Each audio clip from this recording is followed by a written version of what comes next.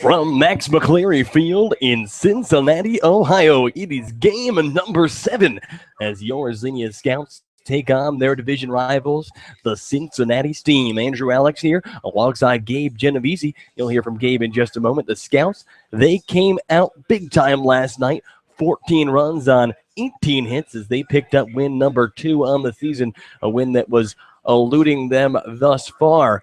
And now the Scouts are back in action, roll off the momentum of the offensive fireworks that they showed last night, and they're going to send Michael Pineda O'Donnell to the mound to do so. So let's get you the Scout starting lineup real quick. Worried about the national anthem as per usual, but we'll pause for that. So the lineup for the Scouts, batting first and playing second base, is going to be Ben Beachy. Ryan Park is batting second. He will be the designated hitter tonight. Jordan Lambert batting third and playing left field. Lambert coming off of a big game last night, 4 hits, 4 RBIs. In the cleanup spot, it's going to be Chris Ackerman. He will be catching tonight. Over at first base and batting fifth, it'll be Kyle Casserly. Batting sixth and playing in the 6th hole is going to be Aaron Tackett. Batting 7th and playing third base will be Joey Roddy. Dylan Lottenville will be in right field and batting 8th. And in the 9th hole, the center fielder, Mr. Francisco Andina. So let's take a pause here for 1 second as we pause to honor our nation and the men who serve it with the playing of our national anthem.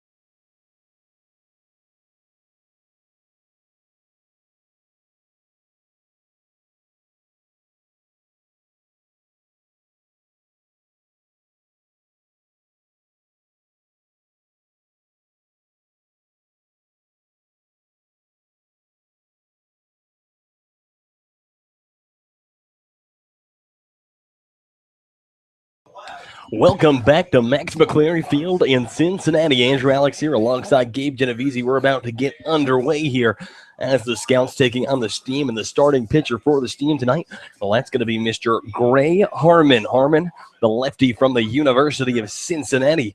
He has appeared once so far this year, 3 innings pitched. He allowed 2 hits and an earned run, walked 2, struck out 4. Of course, 1 earned run in 3 innings, Gabe. That's some easy math. A 3.00 ERA. Now at Xavier University with the Musketeers this past fall, Harmon, 2/3 of an inning pitched. He allowed 2 runs, both of them earned, walked 2, struck out 1. That's good for a 27.0 ERA. So the 6'2 lefty taking the mound here.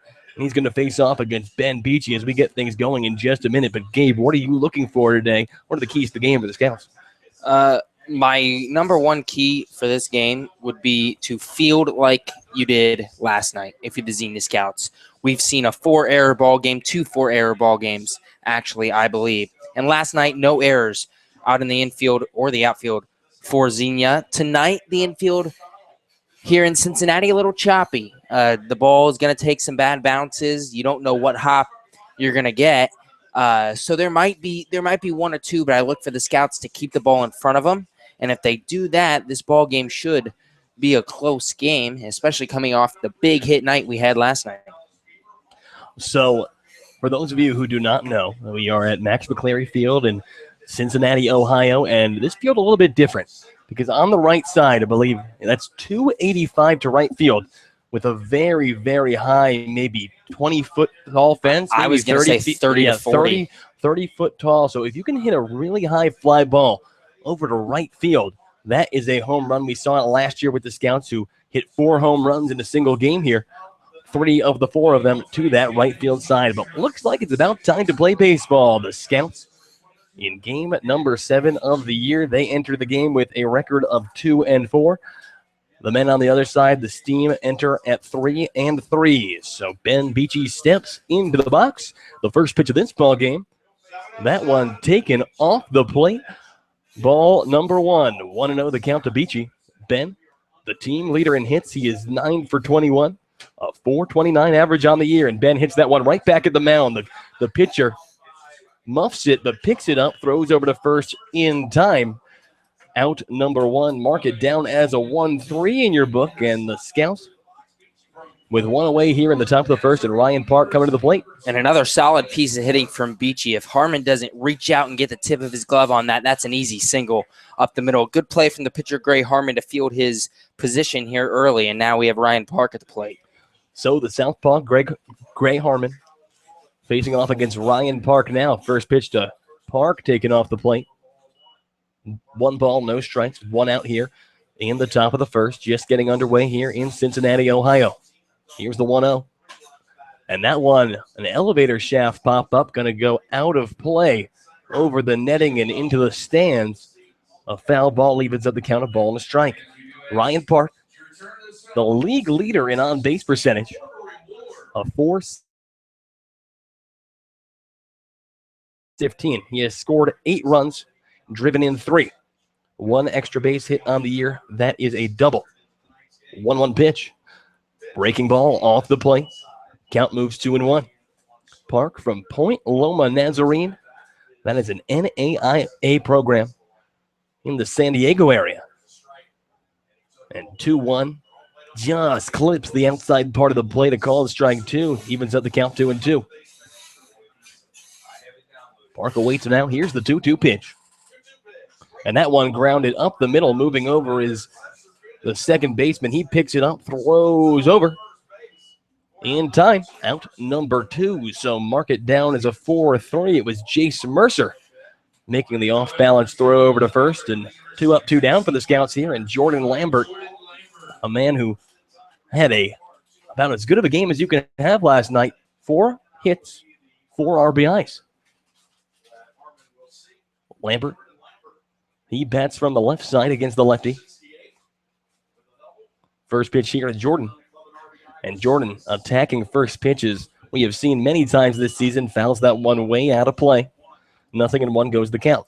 And that's one of the things I like about Jordan Lambert. Not afraid to attack that first pitch. If it's where he wants it, he's going to go get it. 0-1. And Lambert swinging and missing there. Goes fishing and a ball low. And quickly behind in this count, 0-2, is Jordan Lambert. No balls, 2 strikes, 2 away here in the top of the first. The 0-2 pitch. And Jordan Lambert hits that one, but foul. That ball was tiptoeing down the first base line before just breaking foul about 2 or 3 feet in front of first base. And any breaking ball from Gray Harmon tonight to these lefties is going to break away from the batter. It's hard to get out there. You're going to have to poke it the other way. That time Lambert got around on it. 0-2 again.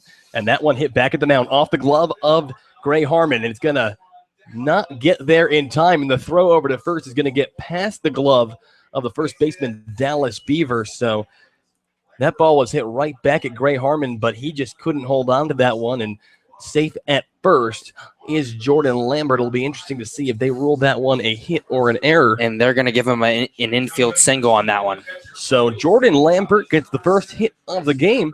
1 on with 2 outs here in the top of the first inning. And Gabe, as Dave Nall would say, nobody hits the Scouts. So now it's Chris Ackerman to the plate, the red-haired catcher from Howell, Michigan, with the red-haired left fielder Jordan Lambert over at first base. First pitch low and in. 1 ball, no strikes, the count. Ackerman, 182 on the year, but with 7 walks. That's good for a 500 on-base percentage. Lambert leads over at first. Here's the 1-0. Inside again.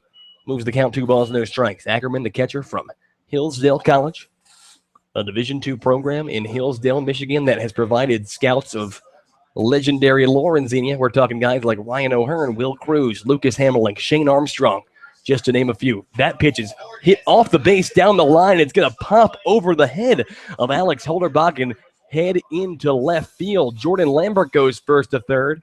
A single. An interesting one at that from Chris Ackerman as runners at the corners and 2 outs for another guy who's swinging the bat very well in Kyle Casserly, Gabe. And this is exactly who I would one up in this situation if I'm the Scouts. And I say that because of the night he had last night. 3 hits for Kyle Casserly last night. And it doesn't matter what he did to start the season. He started 1 for 16, but when you have a night like you do last night, that's all the batter's thinking about. First pitch to Cass. He lays off low and away. 1 ball, no strike. It's Jordan Lambert at first, Chris Ackerman, or Jordan Lambert at third, Chris Ackerman at first. The 1-0, and that one low and away yet again. So Cass finds himself ahead in this count 2-0. The throw back to the pitcher, Gray Harmon. Actually, he couldn't make the grab, but the second baseman and the shortstop obviously right there. Jordan Lambert not getting any funny ideas. But 2 balls, no strikes to count. 2 away in the top of the first. Runners at the corners for Xenia. Kyle Casserly awaits the pitch from Harmon. And that one just finds the outside part of the plate. A called strike 1. The count moves 2-1. And that's the one thing I would say about Kyle Casserly. He hasn't really hit that outside corner pitch yet. It's a very hard pitch to hit, especially when it breaks away from you. But that's where I would pitch him. 2-1. And that one gets away from the catcher. Jordan Lambert is going to make a hard sprint home, and he will get there in time. A wild, well, probably have to call it a passed ball, brings home the first run of the game for the Xenia Scouts. Jordan Lambert scores. 1-0. Xenia is your score. And with Chris Ackerman moving over to second, it's 3 balls and a strike still for Kyle Casserly with a runner in scoring position. And despite the pass ball, you have to give the Scouts credit for that run. Jordan Lambert gets on with 2 outs. Ackerman does the same thing. 3-1 is lifted in the air center field. The center fielder Moffitt comes under it and makes the grab for out number 3. But 1 run on 2 hits and 1 man left aboard for the Scouts in the top of the first inning. We have played half of 1 in Cincinnati, Ohio, and the Scouts lead by a score of 1-0. Don't go anywhere, folks. We'll be right back. You are listening to Xenia Scouts Baseball on the Xenia Scouts Radio Network.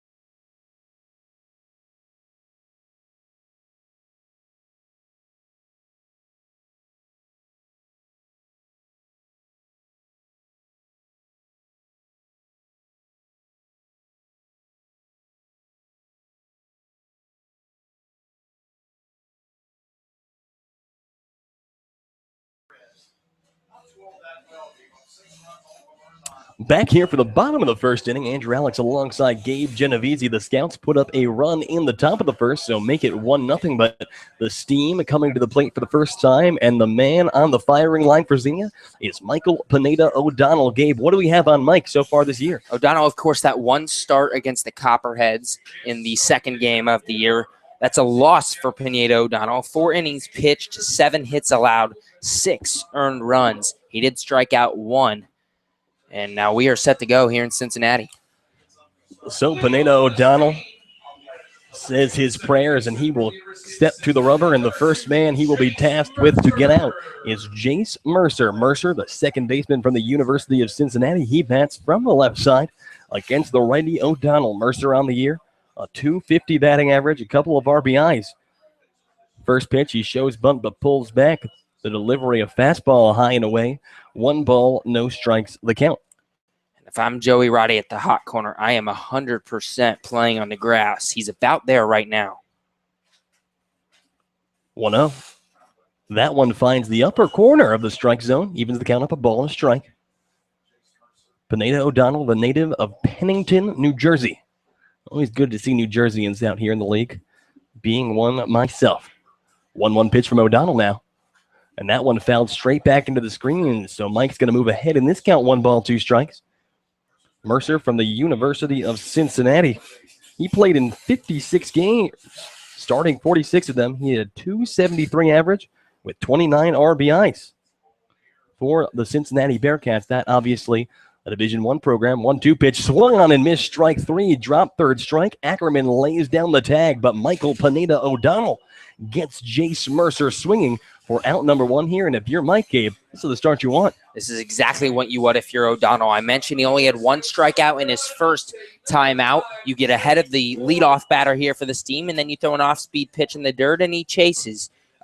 Your off-speed pitch working, your punch-out pitch working. Obviously only 1 batter, but that's what you like to see right off the bat. So now Jace Bork to the plate, first pitch, and that's going to plunk Bork right on the outside shoulder before we can even say anything about him. So the shortstop, Jace Bork, is hit by his second ball of the year, and now it's 1 on and 1 out.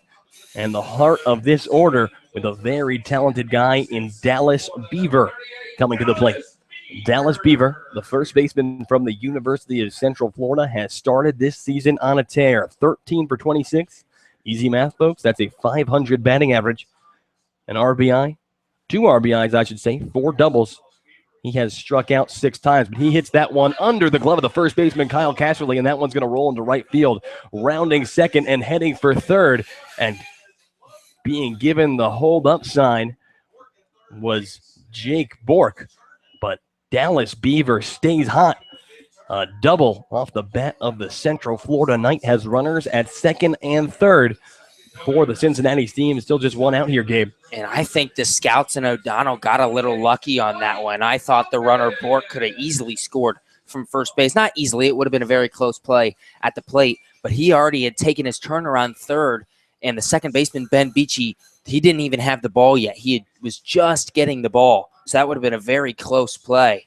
Either way, no score for this team. So that's the 5th double of the year for Dallas Beaver. And first pitch now, this is to Mike Moffitt. That's hit high in the air, foul territory. Joey Roddy's chasing, but he's going to watch that drop just a couple feet over the fence into the bullpen. So call it strike number 1. Mike Moffitt from the University of Northern Kentucky. Moffitt, a .375 hitter on the year. That's 9 for 24. He's hit 3 doubles, 1 triple, 1 home run, driven in 6.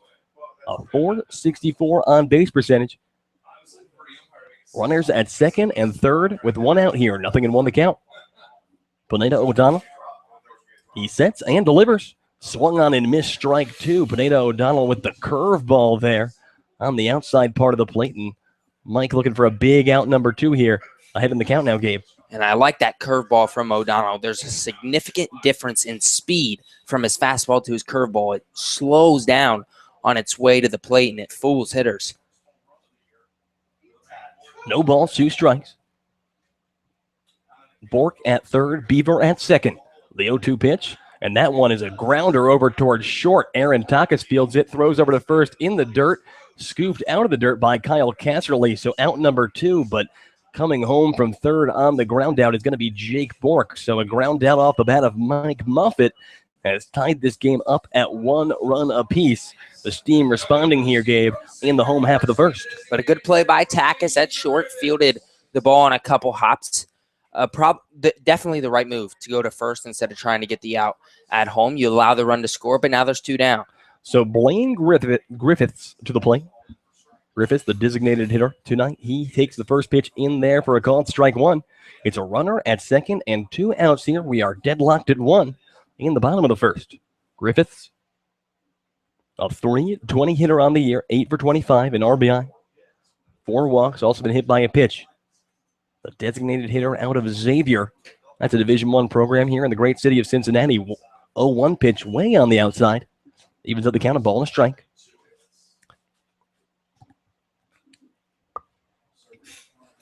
Blaine Griffiths, a 255 hitter this year at Xavier. He had 14 RBIs for the Musketeers.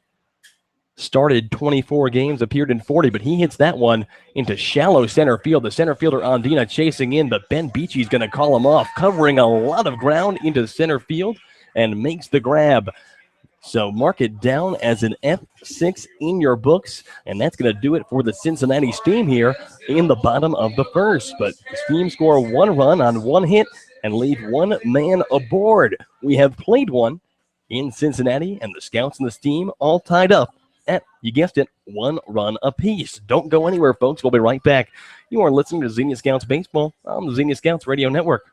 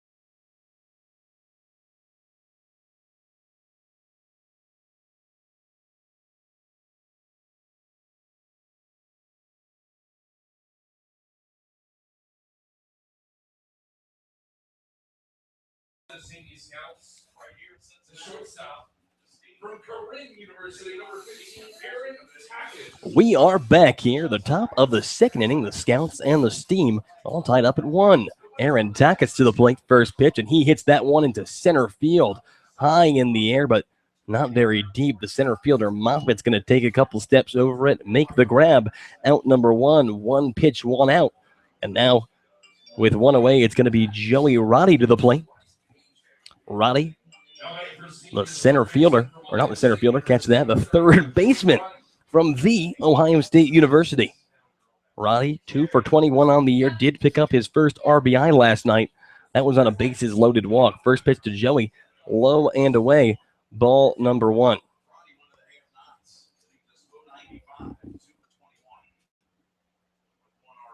Joey, he bats from the right side against the southpaw Gray Harmon. Here's the pitch, and that one low and away again. So Joey Roddy quickly ahead in this count 2-0. And Roddy, a guy who has really struggled with the strikeout so far this year, 9 so far this season.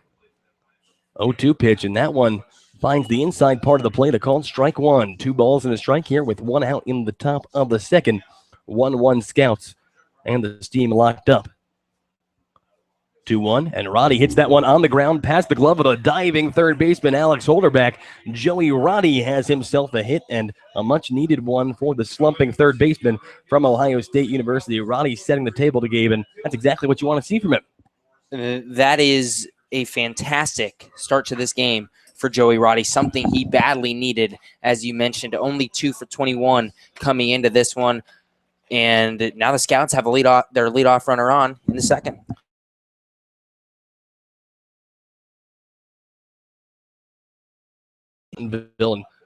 Lottenville shows bunt, pulls back, takes on the outside, ball number 1. Lottenville, he's 2 for 14 on the year.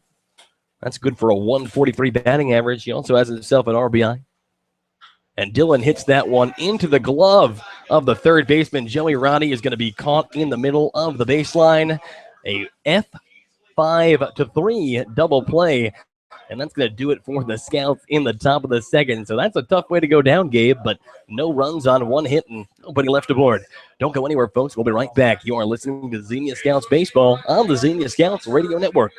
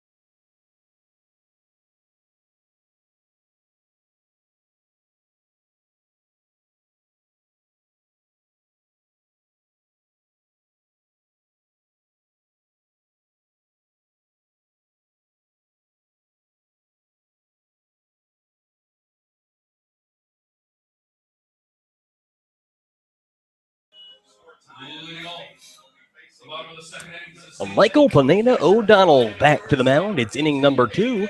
The bottom of the second, I should say. The Scouts and the Cincinnati Steam all tied up at 1. It's Hayden Singer to the plate.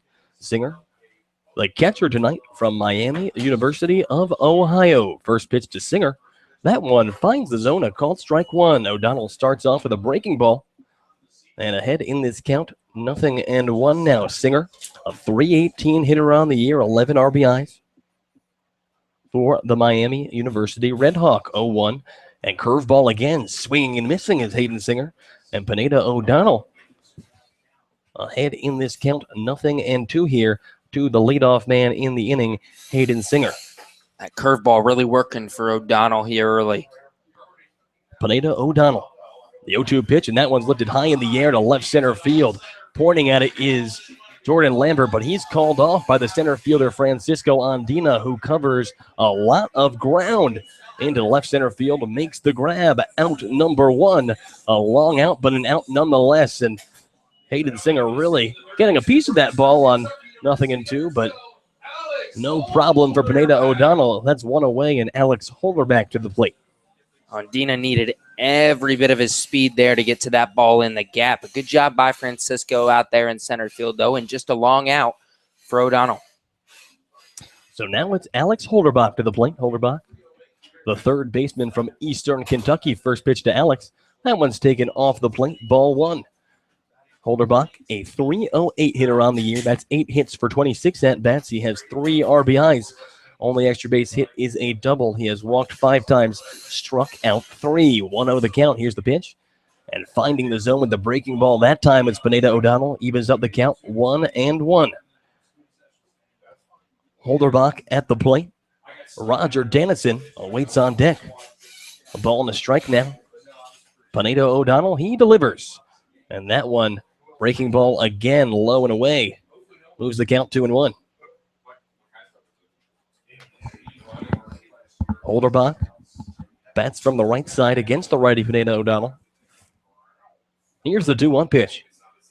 And that one finds the zone yet again. Outside part of the plate. Fastball.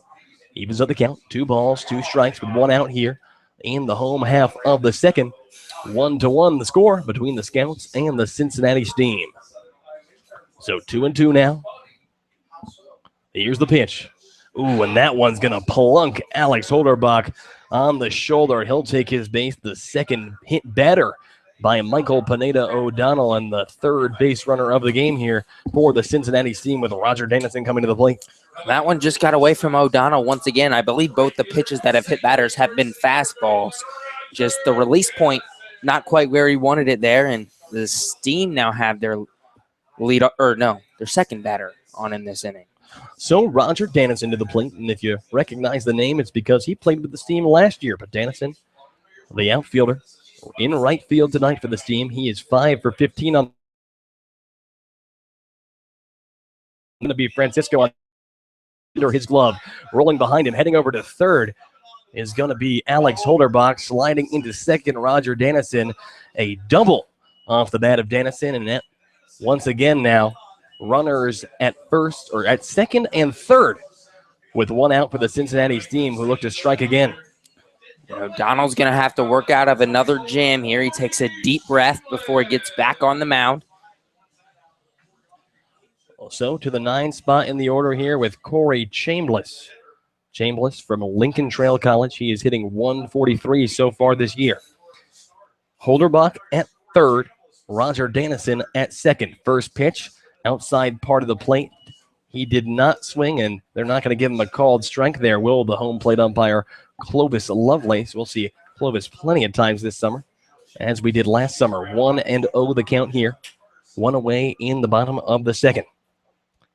Chambliss bats from the right side against the righty Pineda O'Donnell, and he hits that one on the ground over towards short. Aaron Taka's going to go to first for 1.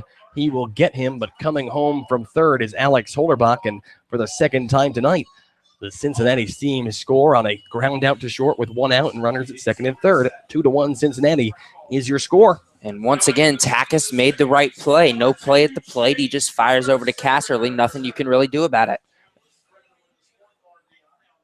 So 2-1 now and 2 outs. A runner at second for the Cincinnati Steam, and it's Jace Mercer to the plate. Mercer, his first time up, went down swinging. Mercer lays a bunt down the third base line, going to roll foul. So Mercer trying to bunt for a hit after he saw the athletic third baseman Joey Roddy just maybe playing a little bit too far back in that 5-hole. So to make the count 0-1.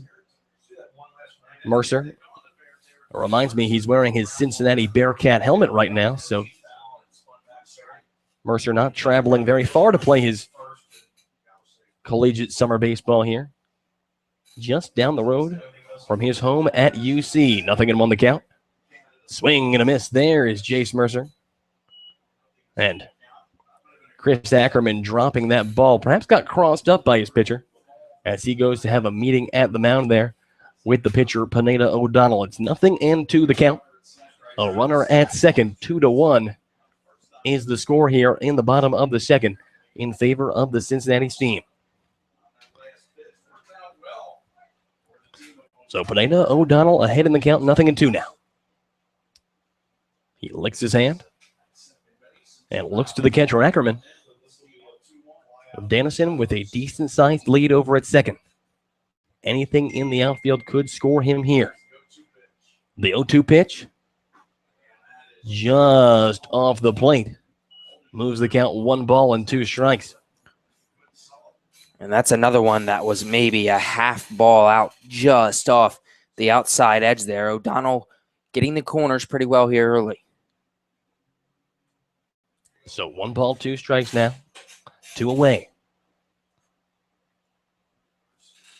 O'Donnell serves up 1-2. Runner goes. Ball in the dirt. Chris Ackerman going to pick that one up, and the runner will advance 90 feet quite easily. So the third run of this game for the Cincinnati Steam just 90 feet away. And the count even 2-2 strikes between Pineda O'Donnell and Jace Mercer. Mercer bats from the left side against the righty O'Donnell. Michael, he sets and delivers, and that one's hit in the air over the head of Aaron Takas, and that's going to drop into left. Coming home to score is Roger Dennison, an RBI single off the bat of Jace Mercer, and that's going to give Cincinnati a 3-1 lead here in the bottom of the second game.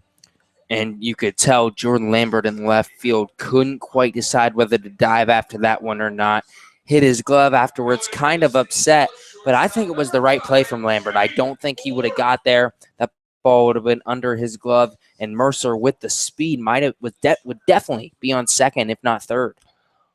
So Mercer, as you mentioned, with the speed, he's 4 for 4 on stolen bases this year. Big lead over at first. Pineda O'Donnell, throw over, not in time. You're talking about Jace Mercer's speed. He stole 10 bases on 12 attempts this spring with the University of Cincinnati. Throw over again. Pickoff attempt, not in time. Jake Bork, he scored the first run of this game. Bork being the man at the plate. Bork, 4 at-bats recorded so far this year, a .250 batting average. That's 1 for 4. An RBI to show for it. He has also gotten hit by a couple of pitches and walked. So a greater than 500 on base percentage in a very small sample size, but he takes the first pitch from Michael Pineda O'Donnell on the outside. 1-0 strike here, a runner at first. With 2 away, Pineda O'Donnell is going to throw back over to first yet again. The RBI off the bat of Jace Mercer, the third of the year so far. As Pineda O'Donnell delivering just off the plate. A tough call there as Pineda O'Donnell now falling behind in this count. 2 strikes. And I thought that one might have clipped the corner there. Ackerman tried to frame it. No call from Lovelace behind the plate. 2-0 now. The pitch. That one finds the zone. Curveball and pretty much in the same neighborhood as the last pitch, but Pineda O'Donnell gets the call that time, so 2 strike now to Jake Bork. Bork from the University of South Carolina, upstate. Throw over to first again. You talk about the University of South Carolina upstate. That's a Division I program in Spartansburg, South Carolina. Bork, 174 at-bats with the South Carolina Upstate Spartans, hit 287. And 2-1 pitch from Pineda O'Donnell just off the plate yet again. And Pineda O'Donnell going after the outside part of the plate. All 4 pitches of this at-bat, and 3 of them he has not gotten the call from the home plate umpire, Clovis Lovelace. 3 balls, 1 strike. Here's the pitch from O'Donnell. And way off the plate that time, a walk issued to Jake Bork. He is on base for the second time today. And it's runners at first and second for the Cincinnati team. And it's going to be the most dangerous hitter in this lineup, Dallas Beaver. And that, I mean, I don't know, Gabe. That's probably going to take the cake. Dallas Beaver, definitely the coolest name in this league. But he might end up being the MVP if he continues to hit at this rate. But I doubt he could possibly continue to hit at this rate. Hitting better than 500 now. He is now 14 for 27. Came into the game batting 500. Beaver picked up his 5th double of the year. Back in the first inning, his first time against O'Donnell. He bats from the right side, or should I say the left side, against the right-handed pitcher, Michael Pineda O'Donnell. It is Jake Mercer at second, Jake Bork at first. 2 runs have already come home for the Cincinnati team here in the home half of the second inning. 3-1 Steam is the score. First pitch, and that one taken low and inside, ball 1.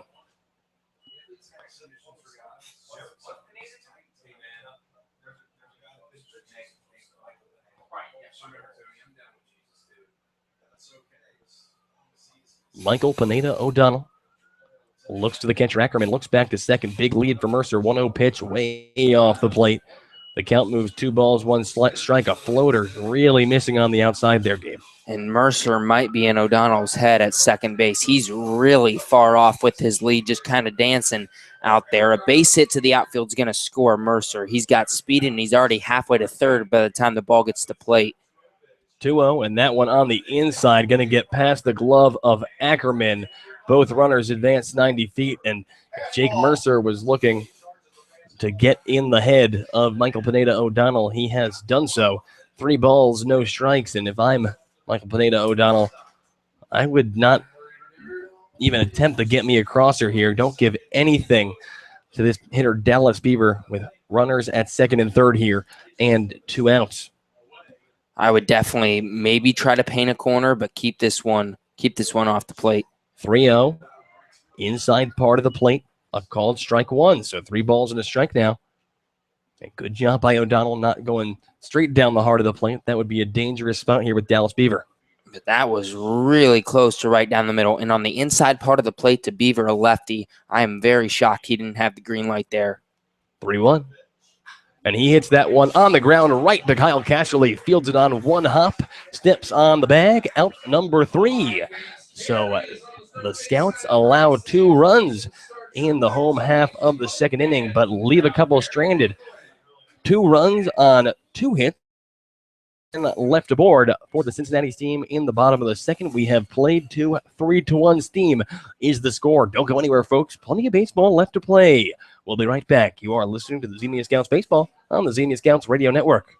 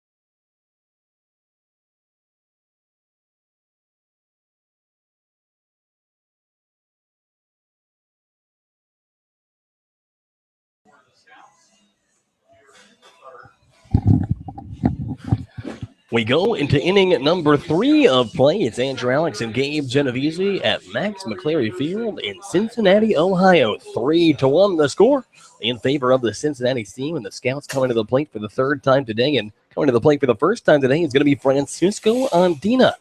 Andina, first pitch here, takes upstairs. Francisco Andina, the native of Puerto Rico. A 133 hitter on the year. He picked up hits number 1 and 2 of the season last night. The first hit actually coming on a drag bunt down the third base line. 1-0 pitch. And that one finds the outside part of the plate, evens up the count, a ball and a strike.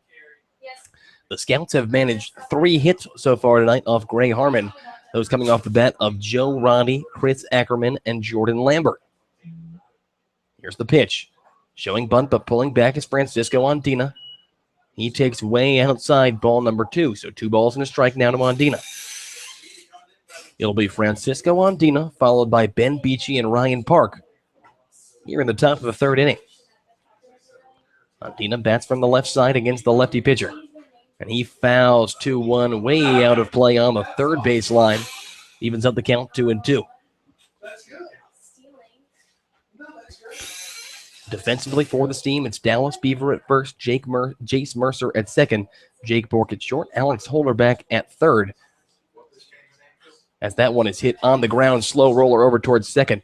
Mercer is going to pick it up, throw over on the run to first in time to get the speedy Francisco Andina. So a slow roll around the infield. Andina thought maybe he had a chance, but no cigar, says the athletic second baseman Jace Mercer. 1 away for the Scouts here in the top of the third. And now back to the top of the order with Ben Beachy. Beachy, team leader in hits with 9. Grounded out to the pitcher on the first pitch his last time up. So Beachy shows bunt, pulls back, but that one's in there for a called strike 1. Beachy comes into the day a .429 hitter. 2 doubles, 3 RBIs for the second baseman tonight from Otterbein College. Curveball on 0-1, missing up and away. Evens the count up. 1 ball, 1 strike with 1 out here in the top of the third. 3-1 Steam is your score. The pitch, and that one bouncing in the dirt. Beachy showing bunt again, but pulling back in time. Count moves 2-1.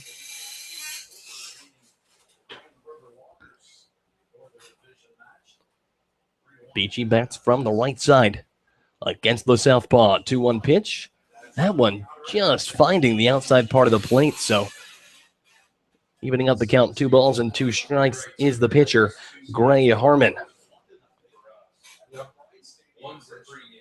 Here's 2-2. And Beachy hits that one on the ground over towards short. Jake Bork picks it up, throws over to first in time for out number 2. So 2 up, 2 down. A couple of ground outs for the Scouts here in the top of the third. And now with 2 away, Ryan Park going to come to the plate to see if the Scouts can get anything going here in the top of the third. Park, his first time up, grounded out over to second base. Ryan came into the game batting .467, and he hits a blooper on first pitch over towards Holderbach at third. Bouncing in the dirt is the throw from third to first, but scooping it out of the dirt is the first baseman, Dallas Beaver. That'll get there in time for out number 3. So 3 ground outs for the Scouts in the top of the third inning. They go down in order. No runs on no hits and nobody left aboard for Xenia. We have reached the middle of the third. The Scouts trail the Cincinnati Steam up by a score of 3-1. Don't go anywhere, folks. We'll be right back. You are listening to Xenia Scouts Baseball on the Xenia Scouts Radio Network.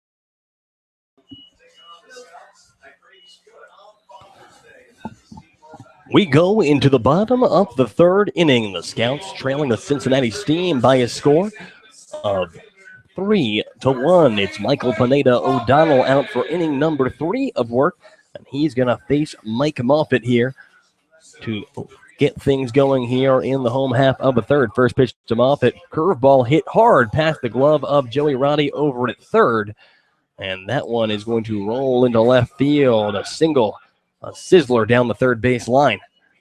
And a leadoff hit for Mike Moffitt. And setting the table for Cincinnati is Mike Moffitt. 1 on, nobody out for Blaine Griffiths. Blaine, he bats from the right, or should I say the left side, against the righty O'Donnell. First pitch, inside, ball 1. Blaine Griffiths, he flew out to the shortstop Aaron Takis to end things for Cincinnati in the bottom of the first. Runner goes. Throw from Ackerman over to second. Going to be not in time. Sliding in safely is Mike Moffitt. And a runner in scoring position with nobody out for the Cincinnati Steam here. And once again, Michael Pineda O'Donnell is going to have to fish his way out of this one, Gabe. 2-0. The runner at second, Moffitt. Here's the pitch. And that one fouled straight back into the screen. Moves the count, 2 balls and a strike. Griffith from Xavier. A very active player with the Musketeers this past year. Like we said, batting .255 in 94 at-bats. That's 24 for 94. He drove in 14 runs for the Musketeers. And they're going to call a balk on Michael Pineda O'Donnell. So Mike Moffitt's going to head over to third, and the Scouts and Michael Pineda O'Donnell can't seem to catch a break. O'Donnell with the hands in the air saying, how was that a balk? And I think that was a fair call, though. Gabe, did you see that? That one, I believe I did see, unlike the other ones we saw the other night. 2-1 now, and if we get the time, I'll actually explain what the official ruling on the field was for John Kopicki. 2-1 pitch. Finds the zone, a called strike 2, evens at the count 2-2 here with the runner at third and nobody out. But they said that he was moving he had his hands set, but still moving his feet. So having the hands set, according to last night's umpires, counted. Curveball smacked on the ground. It's going to roll into right field. That's going to bring home Roger Dennison, an RBI single off the bat of Blaine Griffiths, and 4-1 Steam, the score now. And a good job by Griffiths, Just to wait. Tough. It's tough. Just to wait back on that curveball. He saw it. It was right down the heart of the plate, and he lined it into right field. So 4-1 Steam, a runner at first and nobody out. Hayden Singer to the plate. Singer, he led the last inning into left center field that Francisco Andina had to cover a lot of ground to get. Singer, a .318 hitter coming into this evening's contest, make him 7 for 23 now. First pitch from Michael Pineda O'Donnell. That one, fastball, finds the outside part of the plate, called strike 1.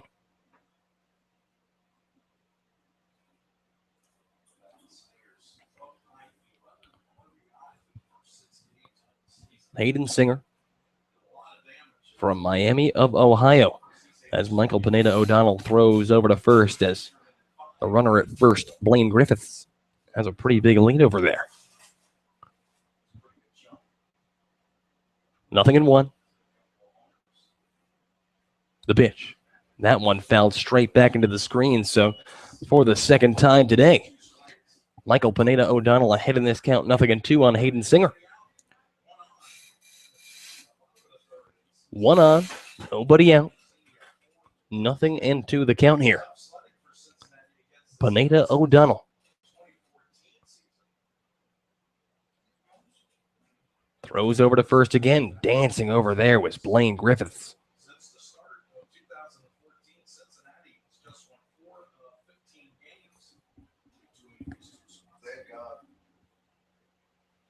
0-2. And that one, breaking ball, fouled off, first base side, out of play. 0-2, we go again. And a good job by Singer there to just slice that one foul, a curveball low and away. Might have caught the outside of the zone at the knees, so he decided to give it a hack, and he did his job and stayed alive. 0-2 still. Pineda O'Donnell, he sets and delivers. And that one, taken on the inside, moves the count 1-2. That time the curveball just didn't break as much for Pineda O'Donnell. Started inside and kind of just stayed there. Hayden Singer, 11 RBIs thus far this year. He has hit 2 home runs. So Pineda O'Donnell must be very careful here. And he's being careful with something, and that's the runner at first, Blaine Griffith. He throws over for, I believe, the 5th time this at-bat. And O'Donnell, with nobody out and a runner on, already having allowed a run so far this inning, he is taking no chances. Time is called there by the batter.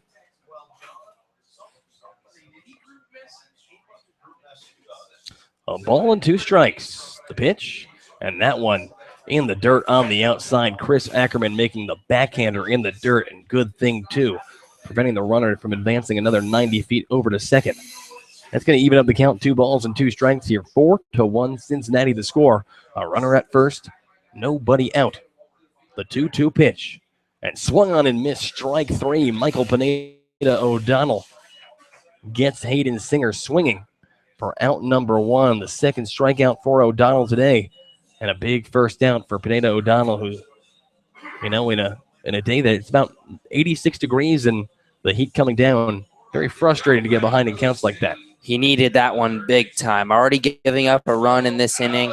If 2 runners would have been on base again with nobody out, it would have been about the time to start thinking about pulling Pineda O'Donnell. He's already thrown a lot of pitches here in the 3rd inning. He gets the out, though. We'll see if he can get out of this quick. It'll be interesting to see who's available in tonight's contest. We're talking a possible appearance maybe from Jack Rains. Jack Rains potentially available. First pitch from Pineda O'Donnell. That one taken just on the outside. Clovis Lovelace not giving the call. The batter is Alex Holderbach. Holderbach, his first time up, went behind in the count 0-2 on Pineda O'Donnell before he plunked him with a pitch. 1-0 pitch, fastball.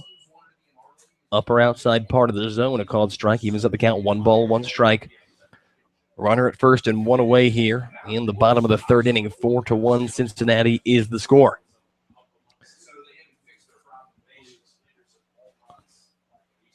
One.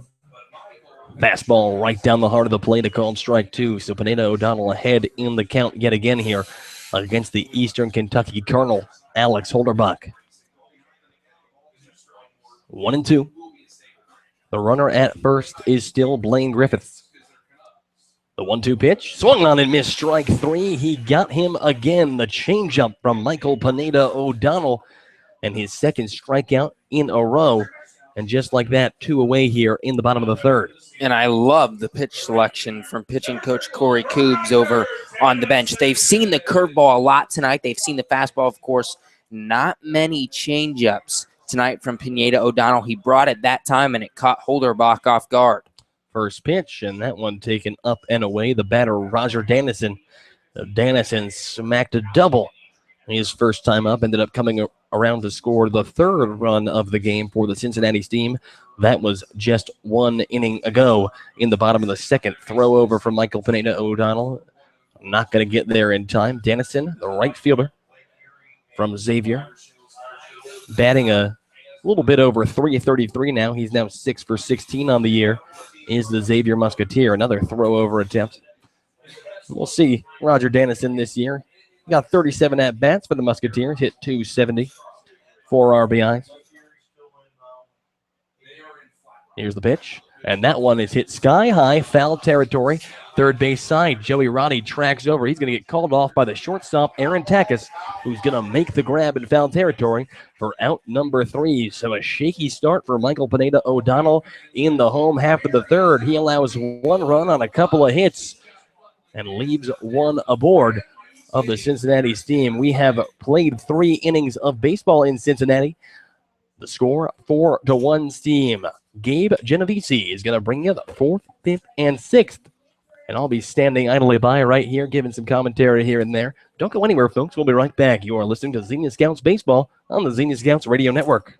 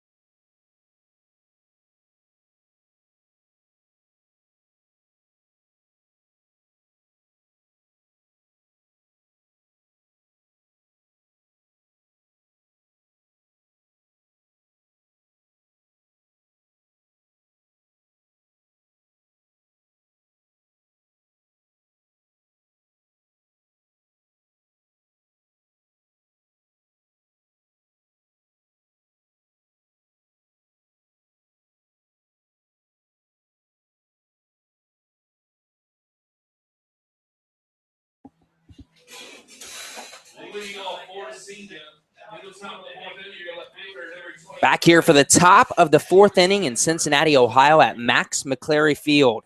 The Cincinnati Steam lead your Xenia Scouts 4-1 as we're set to begin the 4th. And Jordan Lambert grounds one up the middle for a single to start the 4th inning. And Jordan Lambert stays hot. 2 hits already today, so make that he is 6 of his last, call it 8? 6 of his last 8. So Jordan Lambert fattening the batting average, and the Scouts threatening here, getting something going here. 1 on, nobody out, in the top of the 4th. And that'll bring up Chris Ackerman for the Scouts. Ackerman singled his first time up in the 1st inning. A ground ball that hit the bag at 3rd and trickled into left field. He takes a ball low, 1-0 to Chris Ackerman. Ackerman now 3 for 12 on the year. 2nd on this team in walks, however. 7 walks through the first 6 games of the year for Chris Ackerman. And now Harmon throws over to first. And Lambert is back easily. Gray Harmon still on the mound for the Cincinnati Steam. His first time out, he pitched 3 innings, gave up an earned run, 2 hits. Tonight for the Steam, 3 hits allowed, 1 earned run. That earned run came back in the 1st inning for the Scouts. As the count to Ackerman is now 2-0. The pitch. Ackerman grounds one past the 3rd baseman, Alex Holderbach, and there's 2 on with none out here in the top of the 4th for the Scouts. So in the 1st inning, the Scouts bring home a run on a couple of singles from Lambert and Ackerman. Now a couple of singles for Lambert and Ackerman here in the top of the 4th. And it's going to be up to Kyle Casserly with runners at 1st and 2nd to try to get these guys home. Lambert scored on a passed ball in the 1st inning, but as you mentioned, he singled with 2 outs. Ackerman also singled to bring him to 3rd, and then he was able to come around on the passed ball. Casserly at the plate for the Scouts. The first pitch to him. He tries to bunt. He cannot lay it down. The throw down to 2nd, and Lambert is out. Jordan Lambert taking off for 3rd as Casserly was supposed to lay down the bunt. He dives back to 2nd, but not before the catcher Hayden Singer guns him. Jake Bork applied the tag at 2nd base. The shortstop tonight for the Steam. There's 1 down here in the top half of the 4th inning. Now the pitch to Casserly, low and away. Ackerman takes off for 2nd as it bounced in the dirt. He dives in safely. So the Scouts get a runner back in scoring position on the wild pitch from Gray Harmon. And the pitch not that wild, just in the dirt. And really and truly, the throw from Hayden Singer was definitely ahead of Chris Ackerman, but just low and gets past the glove of Jake Mercer. So Ackerman slides in safely. So another runner in scoring position here now. 1 out for Kyle Casserly. Casserly flew out to center his first time up, now holds back on a check swing on a curveball in the dirt. 2 balls and 1 strike to Kyle Casserly. Casserly, a big breakout night last night. 3 for 5, and he reached on an error as well, did Casserly. Now a broken bat ground ball to the second baseman, Mercer. Mercer flips over to first. Casserly is retired. Ackerman will move over to third, and that'll bring up Aaron Takis. And Casserly's bat there shatters into about a million pieces. Kind of a scary moment there, as Ross Yoder going up and picking the remainder of the shrapnel from that weapon there. But Aaron Takis in a spot here. It's a runner 90 feet away, and they're going to try to get themselves back into this ball game. Takis flew out to center his first time up in the second inning. He's now 3 for 17 on the year. The lefty takes a strike at the knees. No balls and 1 strike. Takis, the sophomore from Cairn University, playing shortstop tonight for the Scouts. The 0-1 pitch, way low and outside, 1-1 to Aaron Takis. Ackerman stands on third after the single with nobody down. The 1-1 pitch, a curveball catches the outside corner. 1 ball and 2 strikes to Aaron Takis, and we talked about it earlier, but that curveball from Harmon breaking away from these lefty hitters of the Scouts as Harmon's a southpaw on the mound. The 1-2, another curveball, this time low. It gets away from the catcher, Serger. Ackerman dives to the plate. He gets under the tag. He is safe, and the Scouts have cut the lead to 4-2. A couple of runs now in this game. The only 2 for the Scouts, both scored on passed balls. So heads up base running for Xenia. And the Scouts not playing some small ball, not going to wait on that hit from Aaron Takis here. But Takis with the opportunity to keep it going. 2 balls, 2 strikes with 2 outs. Now the 2-2 pitch to Takis, low in the dirt, ball 3. The Steam lead the Scouts 4-2 here in the top of the 4th inning. The Scouts come into this one 2-4 on the year. The Steam 3-3, so a win here for the Scouts would tie Cincinnati. Now the 3-2 pitch grounded toward the third baseman, Holderbach. He fires across the diamond, beats Takis by a step, and the Scouts are retired here in the top half of the 4th inning, but not before some damage is done. A run on 2 hits for the Scouts, and it's 4-2 Steam heading to the bottom half of the 4th. You're listening to Xenia Scouts Baseball on the Xenia Scouts Radio Network.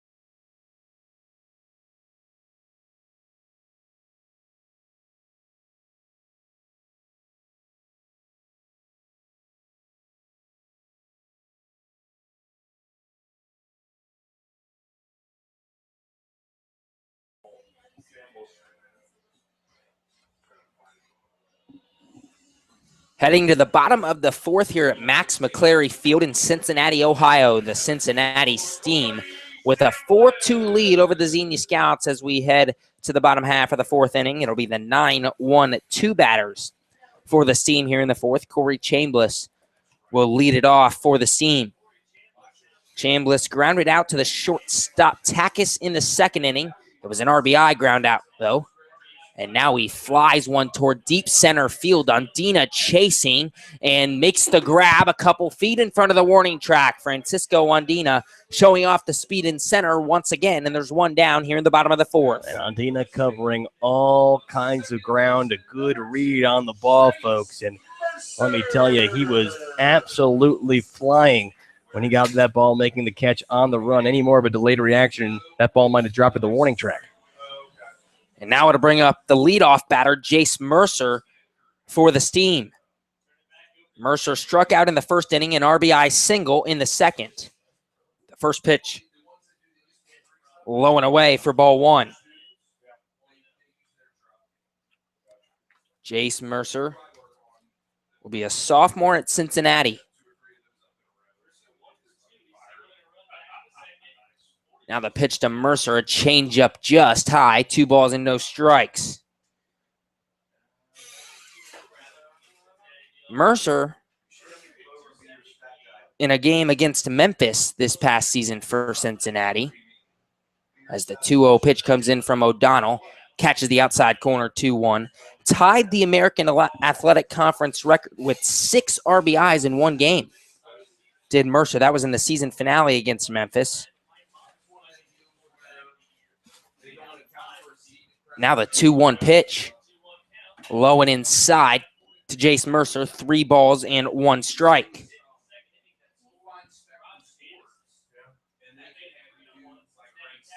Mercer, the native of Johns Creek, Georgia, playing his college ball in Cincinnati, Ohio. The 3-1 pitch, an off-speed pitch high at the eyes from O'Donnell, and Mercer's on for the second time today with a walk.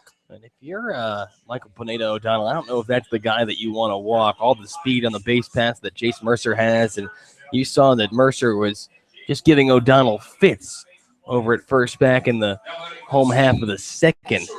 And O'Donnell's going to be hard-pressed to keep his cool here with the speedy guy on first. 1 away now in the bottom of the fourth. Mercer 4 for 4 in the young summer on stolen bases, and now he'll take off as a line drive is sent toward right field. That ball lands fair. Mercer still going around second. He'll head to the plate as the cutoff throw comes into Ben Beachy at second base. Mercer scores easily, and a stand-up triple for Jake Bork makes this a 5-2 ball game. And Bork just attacking first pitch. A ball on the right field line, looping in the air. We were hoping maybe it could go foul, but no cigar there. And it looks like Bubba Cade's going to come out and have a word with the home plate umpire, Clovis Lovelace. And is Bubba Cates arguing that ball was foul? I believe so. Cates points toward the line in right field. And Chris Ackerman also talking to the dugout. Clovis Lovelace, the home plate umpire tonight. And obviously, no change of the call.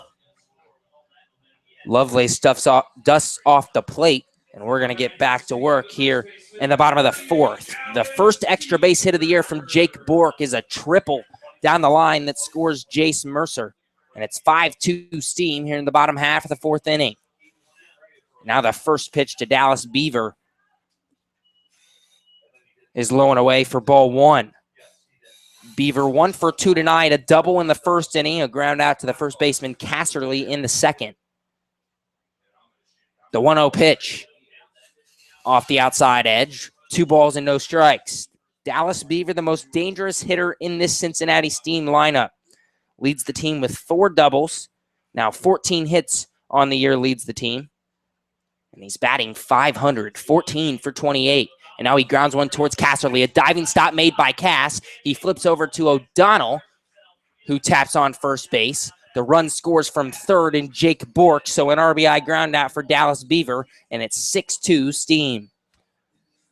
And, the Steam now with 6 runs on the day, 3 of them coming on those RBI groundouts. But Michael Pineda O'Donnell just has been stuck with runners in scoring position and less than 2 outs all day long. And when you're a pitcher like Michael Pineda O'Donnell that forces a lot of groundouts, that's kind of the consequence that you're going to have to pay. Now Mike Moffitt will step to the plate for the Cincinnati Steam. 2 down, nobody on here in the bottom of the fourth. The first pitch to Moffitt, low and away for ball one. Moffitt steps up to the plate today, 1 for 2. A ground out to the shortstop in the first inning. It was an RBI ground out. Now he swings through an off-speed pitch down the middle of the plate. 1 ball and 1 strike. He singled in the third and came around to score. Moffitt plays his college ball at Northern Kentucky University. This time, the 1-1 pitch catches the outside edge. 1 ball and 2 strikes. Moffitt playing for the Norse in the Horizon League. Started 44 games for the Norse, batted .228 this past season. Now the 1-2 pitch. Moffitt fouls it off behind the Steam dugout, and we'll do 1-2 all over again. So Pineda O'Donnell looking to finish off Mike Moffitt here and end what has been another tough inning for the righty from Southern New Hampshire. The 1-2 pitch. Way low. It bounced about 3 feet in front of the home plate. And Moffitt had no intention of going fishing for that one, Gabe. Count even at 2-2 to Mike Moffitt. Moffitt in center field tonight for the Steam. Now the 2-2 pitch. A chopper toward third, but foul. And the count will stay at 2-2. Moffitt, part of the middle of this Steam lineup that has really been on fire to start the year. We mentioned Dallas Beaver hitting .500. Moffitt now 10 for 26 on the year. Came into this one hitting .375. And now he swings through an off-speed pitch on the outside corner for strike 3.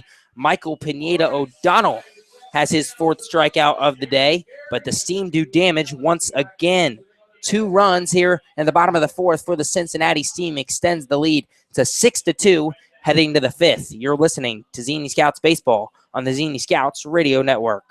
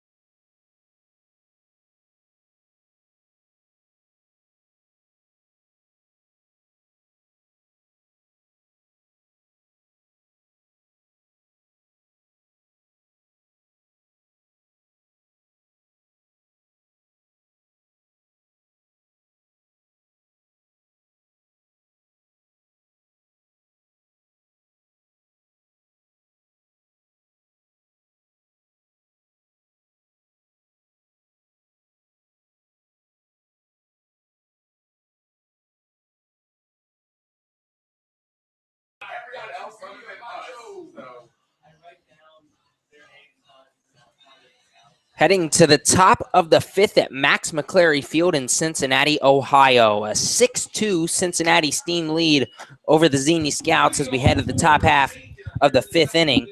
Joey Roddy, Dylan Lottenville, and Francisco Ondina, the 7-8-9 hitters, due up for the Scouts as they try to erase a 4-run deficit. Roddy takes a ball outside on the first pitch of the at-bat. He singled back in the 2nd inning. Now the 1-0 pitch to Roddy, a curveball outside for ball 2. A much-needed single for Joey Roddy as he was 2 for 21 coming into this one. Well, he can add another one here. Now the 2-0, a fastball that bounced both 3 balls and no strikes. Well, he could not have added one on that pitch by pretty much any stretch. That ball bouncing almost in the grass.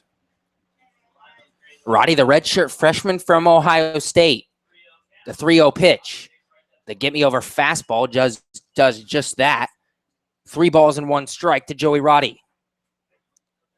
Roddy, 6'2", 195 pounds. The righty watches ball 4 low, and he's on for the 2nd time today with a walk. Roddy picking up his 4th walk of the season. Last night getting an RBI on a bases loaded walk, and Roddy on base for the 2nd time tonight, and now Dylan Lottenville to the plate, who's also had his struggles at the plate so far this season.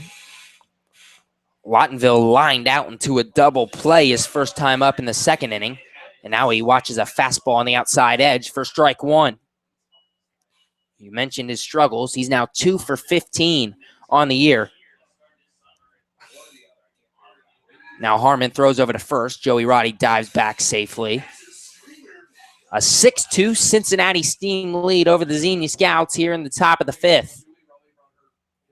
The 0-1 pitch to Lottenville. Flied high toward right field, but out of play. A long strike, and the count is 0-2 to the junior from Hillsdale College. Lottenville has to defend himself here. Behind in the count, 0-2. Joey Roddy with a big lead over his first as well.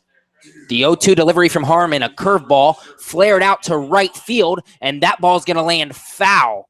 Just foul.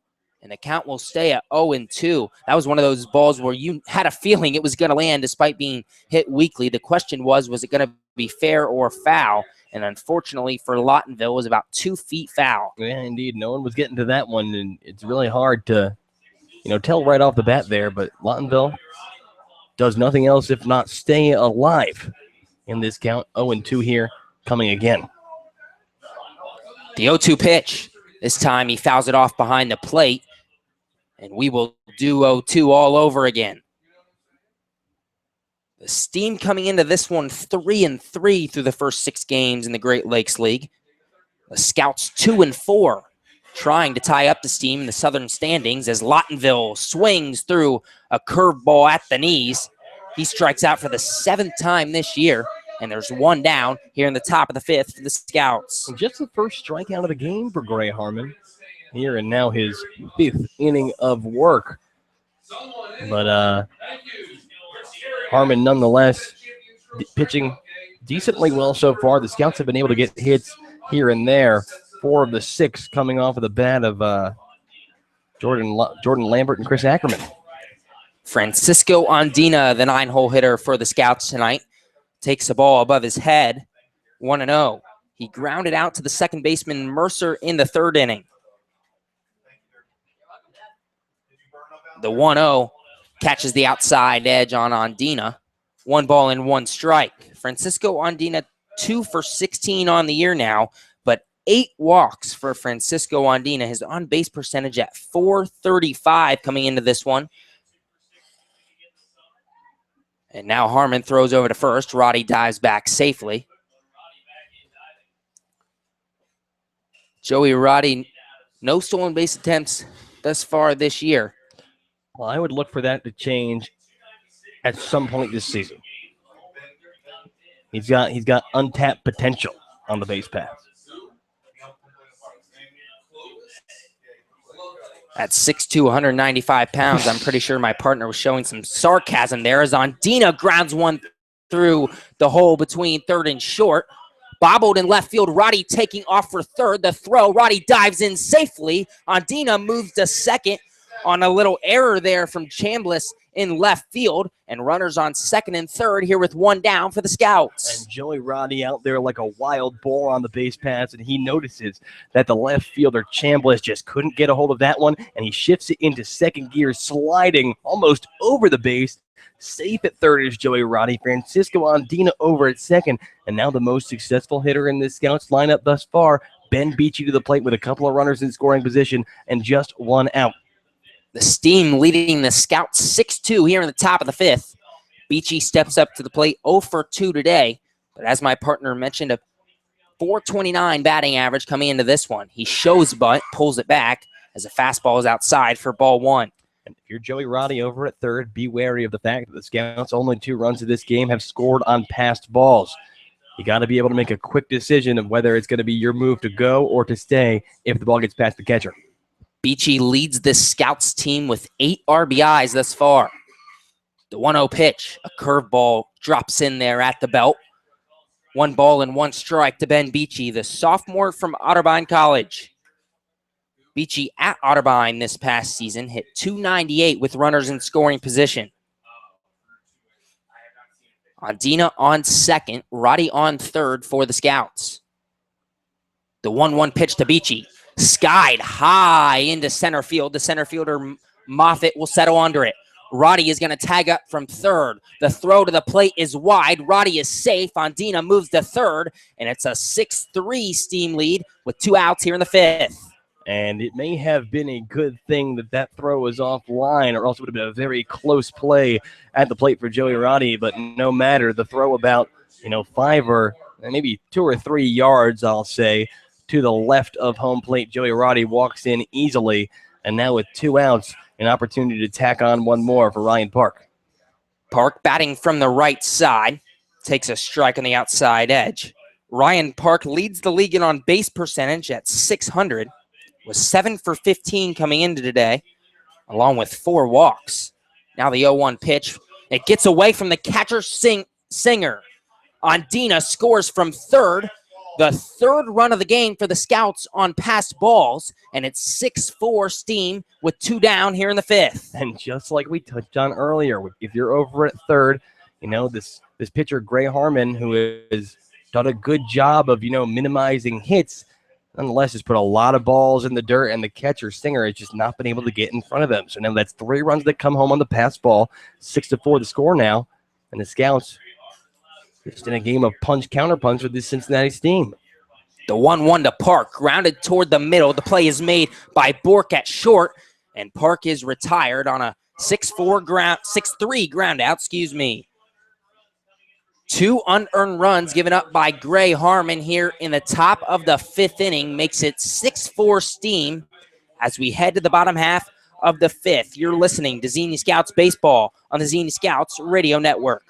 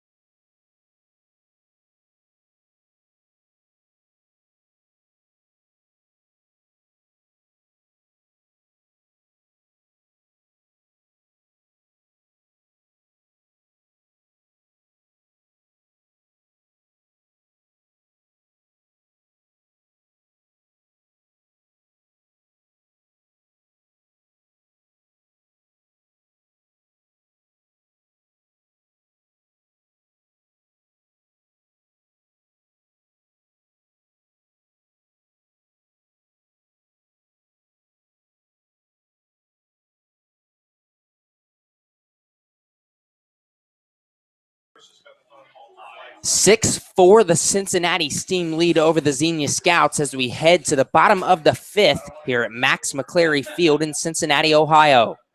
Mike Pineda O'Donnell still on the mound for the Scouts. Here in the bottom half of the 5th inning, Blake Griffiths leads it off for the Steam, and he takes a ball low and away, 1-0. Blaine flew out to the shortstop Takis in the 1st inning. He singled in the 3rd. Now the 1-0 catches the outside corner, 1 ball and 1 strike. Blaine Griffiths will be a senior at Xavier this upcoming season.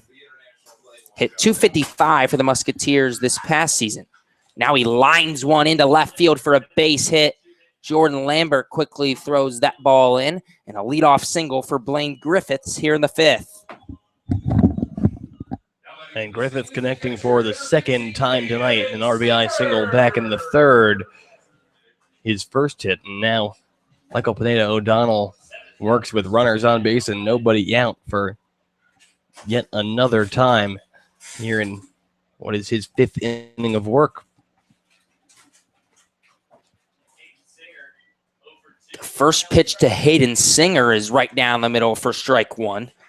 Singer, the catcher tonight, 0 for 2, flew out to center in the 2nd inning, struck out swinging in the 3rd.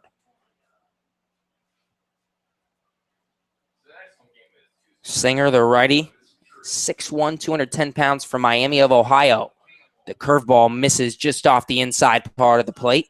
1 ball and 1 strike to Hayden Singer. Singer leads this Steam team with 11 RBIs through 6 games. 2 home runs for Hayden Singer as well. The 1-1 pitch. A fastball on the inside corner for strike 2. And Pineda O'Donnell was ahead in the count. 1 ball and 2 strikes. Good pitch there by Pineda O'Donnell. He got Singer swinging his last time up. Let's see if he can finish him off here. Griffiths on first for the Steam. The 1-2 pitch. Lined into left field, right to Jordan Lambert in left. He makes the grab. Griffiths will not move from first, and there's 1 down here in the bottom half of the 5th inning. Jordan Lambert stepping up, making the grab. Easy cheese out there. 1 on, 1 away. Alex Holderbach, the batter. Holderbach comes to the plate. He was hit by a pitch in the 2nd inning. He struck out swinging in the 3rd. He came around to score the 2nd run of the game for the Steam in that 2nd inning. Alex Holderbach, 3rd on the Cincinnati Steam team with 8 hits. 1 extra base hit. It was a double. And Pineda O'Donnell will throw over to first. Griffiths is back in time. 1 down here in the bottom of the 5th. The Steam lead the Scouts 6-4 here at Max McCleary Field. The first pitch skied way foul. No balls and 1 strike to Alex Holderbach. Holderbach, the junior from Eastern Kentucky University. 51 games played, 47 started for Eastern Kentucky. He batted .355 at the plate, a .433 on base percentage. Now, Pineda O'Donnell will once again throw over to Casserly at first. No the count still 0-1 on Holderbach. He had 12 doubles, 2 triples, and 11 bombs for Eastern Kentucky in his sophomore campaign. Now a curveball to Holderbach, just misses below the knees. 1 ball and 1 strike. Holderbach, a very patient hitter for the Steam. He leads the team with 5 walks. Now the 1-1 pitch. Grounded toward Roddy at third, just past the diving glove of Joey Roddy. Holderbach is on for the 2nd time today, his first hit of the evening, and the runners are on first and second for the Steam here in the 5th. That is the 8th hit given up by Pineda O'Donnell tonight through 4 1/3. Pineda O'Donnell trying to stop the bleeding as the Steam have scored in every inning thus far. A run in the 1st inning, 2 runs in the 2nd, a run in the 3rd, and 2 in the 4th for the Steam. The Scouts have scored once in the 1st, once in the 4th, and 2 in the top half of this 5th inning to make it 6-4.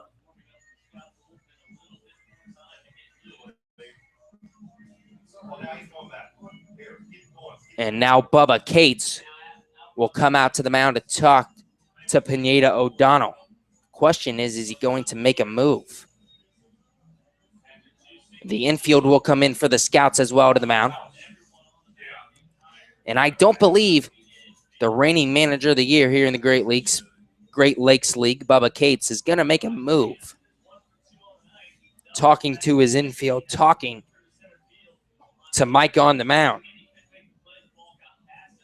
Roger Dannison will come to the plate for the Steam. He doubled back in the 2nd inning, came around to score the 3rd run of the game for Cincinnati.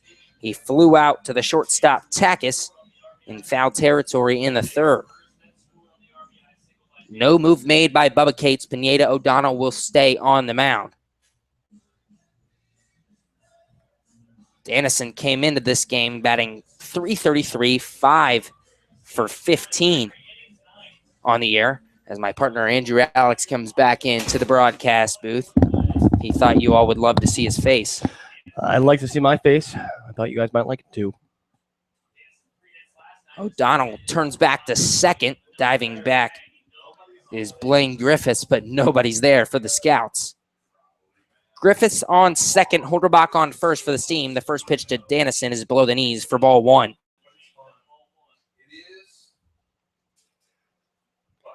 I should have looked in the bullpen. Should have seen who, if we do have someone going, is going. Because from our angle here, we can't really see. Can't see anything in the Scouts bullpen. Dannison now lines one toward Lambert in left. Lambert ranges over to his right, makes the grab, and there's 2 down here in the bottom of the 5th. A great read off the bat from Lambert to take a couple of steps to his left and get there. That ball was flying. But no problem for Jordan Lambert. Out number 2, a couple of flyouts to him, representing the 2 outs in this inning. The Steam continue to hit Michael Pineda O'Donnell hard. Fortunately for the Scouts, the past 2 have been right at Jordan Lambert. 2 on, 2 out for the Steam here in the bottom half of the Scouts. The first pitch to the 9-hole hitter, Corey Chambliss, is in at the knees for strike 1. Chambliss 0 for 2 today, grounded out to the shortstop Takis in the second. It was an RBI ground out and flew out to Andina in center field in the 4th. The pitch flied toward right field, coming in is Lottenville, and he makes the diving grab. Dylan Lottenville saves a run here in the bottom half of the 5th inning. Deficit is 2, heading to the top of the 6th. 6-4 is the Steam lead. Don't go anywhere, folks. We'll be right back on the Xenia Scouts Radio Network.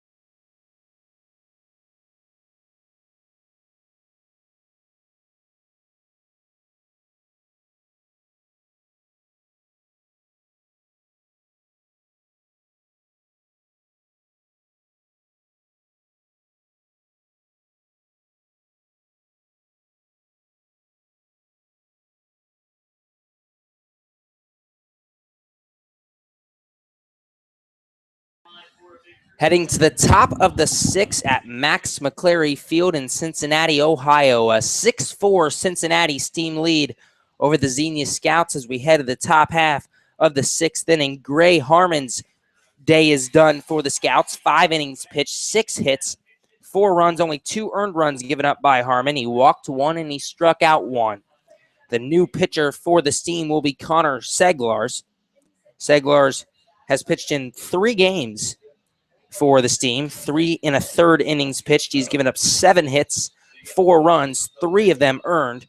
He's walked 2, and he's struck out 3. His ERA is 8.1. To lead off the 6th inning for the Scouts will be Jordan Lambert. Chris Ackerman and Kyle Casserly follow him. The 3-4-5 hitters for the Scouts as they try to cut into this 2-run deficit. Lambert 2 for 2 today with 2 singles. He came around to score in the 1st inning on a passed ball. Lambert, one of those hot hitters for the Scouts. Now 9 for 21 on the year. He had 4 hits last night as well as he takes a ball at the chin. 1 ball and no strikes to the senior from Tennessee, Martin. And now lefty-righty matchup. Lambert with 2 hits off the lefty. Now the more favorable matchup. Let's see if he can keep the hot bat going. He takes a ball in the dirt, 2 balls and no strikes. And if the Scouts are going to do damage, this might be the time to do it. Lambert's 2 for 2. Ackerman following him is 2 for 2 as well. And now Lambert takes a ball just off the outside edge, 3-0 to Jordan Lambert. And he's one of the guys in this Scouts lineup. I would not be surprised if he takes a hack at 3-0. It'll be interesting to see if he has the green light. The 3-0 pitch catches the outside corner for strike 1. And that was on the upstairs part of the zone. Outside part of the plate, 3-1 now. The 3-1 pitch to Lambert. He grounds it toward the second baseman, Mercer. Mercer ranges to his left, makes the play, and Jordan Lambert is retired here in the top half of the 6th inning, 1 down. And Jordan Lambert attacking there on 3-1. Maybe Patience possibly could have held him there, but Jordan Lambert, hard to ask for more from him already, as he has been the hot bat so far. And now another hot bat with Chris Ackerman to the plate. Ackerman, the righty, 2 for 2 on the day, 2 singles. He came around to score in the 4th inning. And now he shows bunt, pulls it back. However, the pitch is in there on the outside edge for strike 1. Chris Ackerman came into tonight's contest batting 2 for 11, a 182 batting average. Now the 0-1 pitch. A curveball in there on the outside corner for strike 2, and Ackerman's down to the count 0-2. And Chris, a couple hits so far today, both on the ground third base side. One of them on the bag, the other getting past the glove a couple feet off of the bag. The 0-2 pitch, a curveball that buckled his knees, strike 3. Connor Seglars gets his first strikeout of the day, and there's 2 down here in the top half of the 6th inning. And that'll bring up Kyle Casserly for the Scouts. Casserly 0 for 2 on the day, flew out to center in the 1st inning, grounded out to the second baseman Mercer in the 4th. Casserly, one of those lefties in the Scouts lineup. Now the first pitch to Cass is outside, ball 1. And Casserly, I would think, is trying to take advantage of the short fence in right field, 285 to the right field fence here at Max McCleary Field. However, the fence, height-wise, is about 30 to 40 feet tall. Yeah, it is a monster out there in right. Kyle Casserly, certainly the man in the Scouts lineup to take advantage of it. One pitch is fouled off by Cass. 1 ball and 2 strikes. You look at the swing there, and Casserly clearly understands his role here in trying to take it to that right field side at least. But now behind this count 1-2, needs to fight to stay alive and keep this inning going for the Scouts in the top half of the 6th. The 1-2 pitch. Casserly fouls it off behind the Scouts' dugout. 1 ball and 2 strikes. Kyle Casserly, the redshirt junior from Wright State, played his first 2 years of college ball at West Virginia University. Got 8 at-bats at West Virginia in 2016, decided to transfer to Wright State and had to sit out this past year. Now he takes a hack at a curveball into left center, deep into left center, and making the catch at the warning track is the left fielder Corey Chambliss. However, the Scouts go down 1-2-3 here in the top half of the 6th inning. The Steam hold a 6-4 lead. We'll be right back on the Xenia Scouts Radio Network.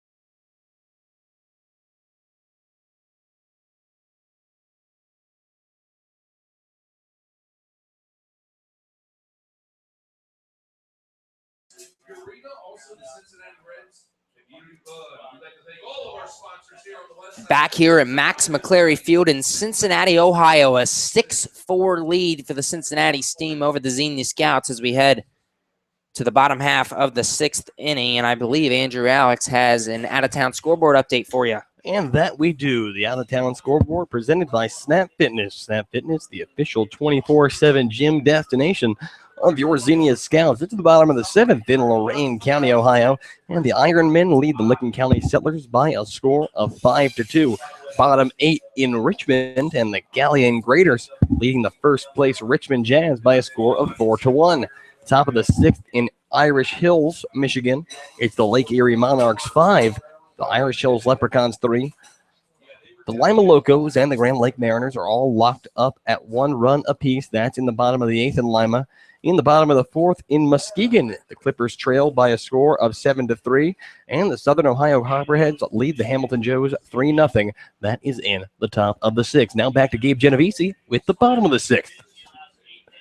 Caden Owens in to pitch for the Scouts as we enter the 6th inning. Michael Pineda O'Donnell, 5 innings pitched, 8 hits allowed, 6 runs, all of them earned, 2 walks and 4 strikeouts for Michael Pineda O'Donnell. Caden Owens comes in to pitch. He's pitched in 2 games thus far for the Scouts. 2 2/3 innings pitched. He's allowed a hit, no walks, no runs, 5 strikeouts for Caden Owens, and he got a win as well against the Southern Ohio Copperheads as the first pitch to the leadoff batter, Jason Mercer, who is a switch hitter. He now bats from the right side, is a ball. And now that ball is hammered into left field. High, but not quite deep enough as Jordan Lambert makes the grab about 5 feet in front of the warning track. 1 down here in the 6th. And yeah, really getting a hold of that one was Jace Mercer. Very high, but just not deep enough. And about 20, 30 feet in front of the warning track as Jordan Lambert makes the grab. Out number 1 for Caden Owens. Coming up to the plate for the Steam, Jake Bork now. Bork 1 for 1 with a walk and a hit by pitch. He's been on base all 3 times up to the plate, and now Caden Owens' fastball catches the outside corner. No balls and 1 strike. Opponents batting 111 against Caden Owens. And now another fastball in there on the outside edge. No balls and 2 strikes to Jake Bork. Borkin only played in 1 game for this team coming into this one. He was 1 for 4 with a walk and a hit by pitch in that game. 6 at-bats in 1 game. And now he swings through a curveball in the dirt. Ackerman will throw down to first as it bounced. And there's 2 down here in the top of the 6th. Bottom of the 6th, Caden Owens gets his first strikeout of the day. And Caden Owens continuing to rack up strikeouts on the mound. A guy who has worked so effectively in relief for the Scouts thus far. A 2-way guy out of the lineup today. A much-needed day off for the guy who's been pretty much holding down right field for the Xenia Scouts, but 2 away quickly for him and the most dangerous lineup hitter in the lineup to the plate. That's Dallas Beaver, the lefty at the plate, and now Owens starts him off with a curveball that drops in there for strike 1. Beaver 1 for 3 tonight.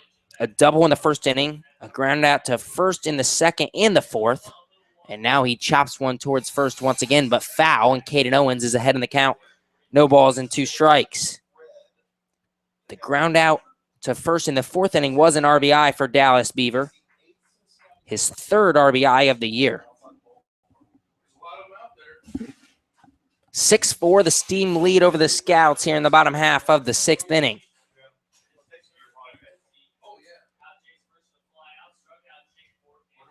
Now the 0-2 pitch to Beaver. A curveball low and away for ball 1.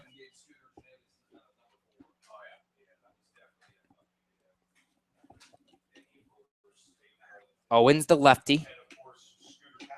Squares off with Beaver, the lefty. The 1-2 pitch. Beaver hammers it into left field, but right at Jordan Lambert, who makes the grab. Boy, Jordan Lambert's getting a lot of action out there in left.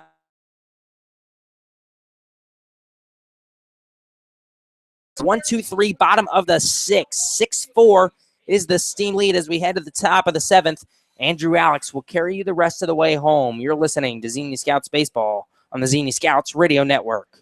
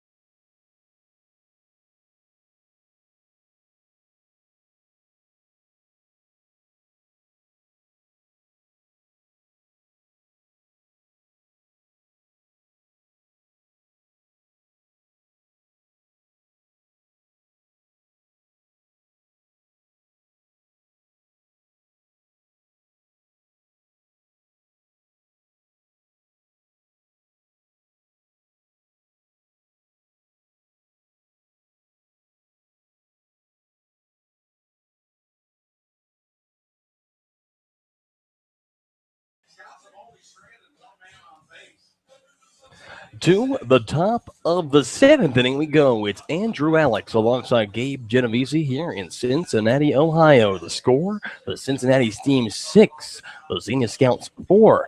And it's Connor Seaglars back to the mound for the Cincinnati Steam. He will face Aaron Takis, Joey Roddy, and Dylan Lottenville at the minimum here in the top half of the second. So it's Takis to the plate. Aaron. He's 0 for 2 on the day. Flew out to center his first time up, grounded out to third the second time up. He bats from the right side against the righty. He lays down bunt first pitch, but way foul is that one. The count moves 0-1. Takis, the shortstop from the greater Orlando area, plays his college ball at Corinne University. Believe that to be in the great state of Pennsylvania. Takis came to this game batting $188 with a couple of RBIs. He bats from the left side against the righty. The 0-1 pitch. And that one is lined over the head of the shortstop, and that will drop into left center field. Aaron Takis has his first hit of the ball game, and the Scouts with the leadoff man aboard here in the top of the 7th, trying to get things going. And now it's going to be a guy who has gotten on base a couple of times today, Joey Roddy. Joey. He is 1 for 1 on the day, singled back in the second, walked and came around to score back in the 5th. Takis takes his lead, throw over to first, not in time. And a good piece of hitting from Takis on that last at bat. The pitch inside on him, he took it the other way, a little inside out there, right over the shortstop's head. Still waiting for the first pitch is Joe Roddy. First pitch, that one in the dirt, and not going to get it is the catcher. Advancing another 90 feet to second base is Aaron Takis, and the Scouts with a runner in scoring position and nobody out. Got to capitalize here in the top of the 7th.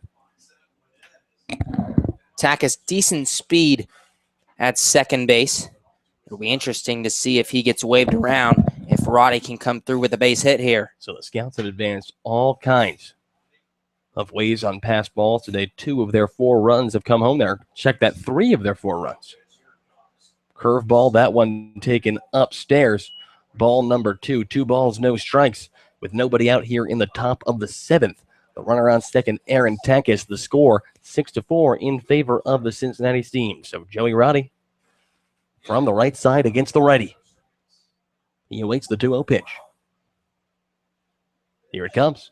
And Joey hits that one high in the air towards right field. The right fielder, Dennison, is going to chase over and make the grab.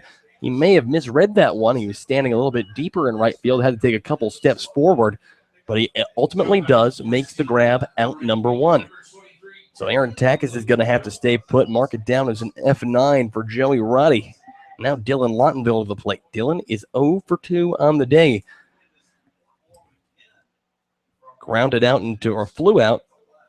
A liner over to third base his first time up, went down swinging his second time up. Takis leads. Here's the pitch. And Lottenville lifts that one into deep left field. Going back, the left fielder, Chambliss. He's at the wall, and he will make the grab at the wall, and that is a tough one. If you are the Scouts, and that is a tough one. if you are Dylan Lottenville. Lottenville getting a hold of that one, taking it to left center field, but just not enough. Put it down as out number 2. And now Francisco Andina to the plate. As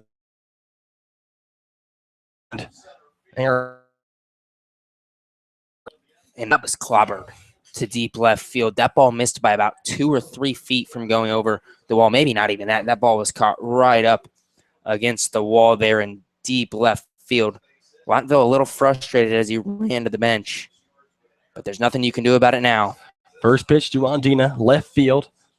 Chasing over is the left fielder. He'll make the catch on the run in foul territory. 1 pitch, 1 out for out number 3. So the Scouts get a man aboard and in scoring position with nobody out, but they will strand him there. We are in the middle of the 7th inning.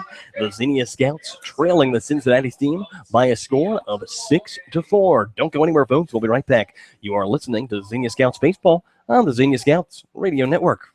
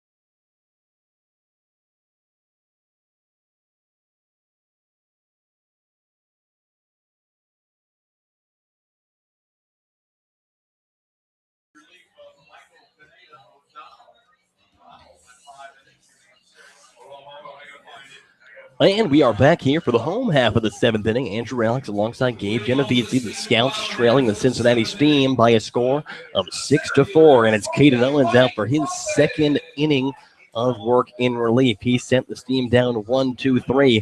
A couple of flyouts to left field and a strikeout. First pitch from Caden Owens. That one delivered, swung on and missed. Strike number 1. 0-1 the count now.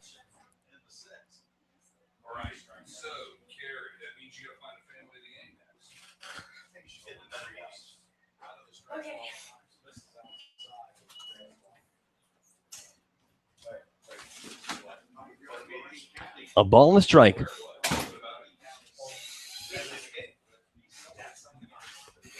And that one is looped into center field, a base hit.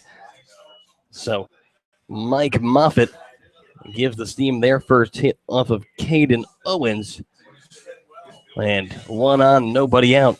The batter going to be Blaine Griffith. A couple of singles so far today, 2 for 3, and RBI back in the 3rd when he singled in Mike Moffitt. Griffith from Xavier University came into this game batting .320 on the year. Moffitt leads over at first. First pitch from Caden Owens. Curveball inside part of the plate. A called strike 1. Caden Owens, a southpaw from Jenks, Oklahoma, comes here by way of Oral Roberts University in Tulsa. And 0-1 comes up and in. A little chin music from Caden, evens at the count of ball and strike. 1 on, nobody out here. In the bottom of the 7th inning, Caden Owens trying to keep the Steam lead at just 2. 1-1, and the runner's going to go. Throw from Chris Ackerman over to second is going to be in time. America runs on Duncan, but nobody runs on Chris Ackerman. Out number 1 here in the top of the 7th, or the bottom of the 7th, I should say, and a big one. Great throw from Chris Ackerman, who never really even got off his knees there, Gabe. That's exactly what I was going to say. Ackerman threw that ball from his knees. A great strike from Chris Ackerman behind the plate. Now there's 1 down and nobody on. That really helped Caden Owens out. 2-1, and that's low and on the inside, so the count moves 3-1, 1 away here in the home half of the 7th. 3 balls and a strike. Griffith bats from the right side against the southpaw Owens. 3-1. And that one is going to be taken just upstairs for ball 4. So Caden Owens walks Blaine Griffith. And now it's going to be Hayden Singer to the plate, trying to pick up his first hit of the day. Singer, the catcher from Miami, Ohio, came into the game batting .318, but nothing going for him so far today. A fly out to center, a strikeout swinging, and a fly out to left in his 3 plate appearances on the day. He bats with Blaine Griffith at first, and 1 out here. Owens looks over to first. Now he delivers first pitch. That one curveball comes on the inside. Strike number 1. Singer bats from the right side against the southpaw Caden Owens. Joey Roddy, a couple steps in over at third. Outfield at regular depth. 0-1, and that one is looped into left field, and that's going to drop for a base hit. So Caden Owens allows his second hit of the inning, and it's runners at first and second, and 1 out for Alex Heiderbach. Now, that caught stealing throw from Chris Ackerman behind the plate is huge. Instead of bases loaded with nobody down, first and second, 1 out for Owens. He can definitely get out of this jam. We've seen Owens be very efficient thus far this year. We'll see if he can do it again right here in the bottom of the 7th. Indeed, Gabe. So it's Blaine Griffiths at second. Hayden Singer at first. That's his first single of the day, and it looks like Chris Ackerman's just going to run out, call time, and have a word with Caden Owens. Perhaps a little bit of miscommunication there. 1 away in the home half of the 7th. 6-4 the score. In favor of the Cincinnati Steam, for those of you just joining us. Well, the sun is coming to the ground, because that's where the sun goes. Apologize for that one, but the sun setting on a hot one in Cincinnati. The pitch, and that one's going to get away from Ackerman. Runners try to advance. Throw over to third is going to be in time again. The runners think they can steal one from Chris Ackerman as the ball got away from him, but Ackerman says not so fast. Rockets it over to third and gets the lead runner, Blaine Griffiths. That's out number 2. Hayden Singer advancing over to second, of course, but now with 2 away, the threat from the Steam here very much minimized, Gabe. Chris Ackerman playing hero behind the plate tonight. In the 7th, he caught 5 of 11 runners stealing at Hillsdale, so almost a 500 percentage there. And tonight, he's done it twice. 1-0 pitch, curveball outside part of the plate, a called strike 1. Evens the count of a ball and strike here with 2 away in the home half of the 7th. The runner at second is the catcher, Hayden Singer. Alex Holderback, 1 for 2 on the day, also reached after in the second. Slow and in. I don't know where that one missed. I thought that was right at the knees and right down the middle. Well, that's a tough call from Clovis Lovelace. Lovelace giving no love to the scouts and the southpaw Caden Owens, but count moves 2-1 now. Decent lead over at second for Hayden Singer. 2-1. And that one low and in yet again. The count moves 3 balls, 1 strike for Alex Holderback, and a friendly count for the hitter from Eastern Kentucky, Roger Dennison, awaits on deck. 6-4 the score. A runner at second. 2 away. 3 balls, 1 strike. Owens sets and delivers. And that one up and in, and ball 4. So Caden Owens walks Alex Holderback, and he has allowed 4 base runners in a row now.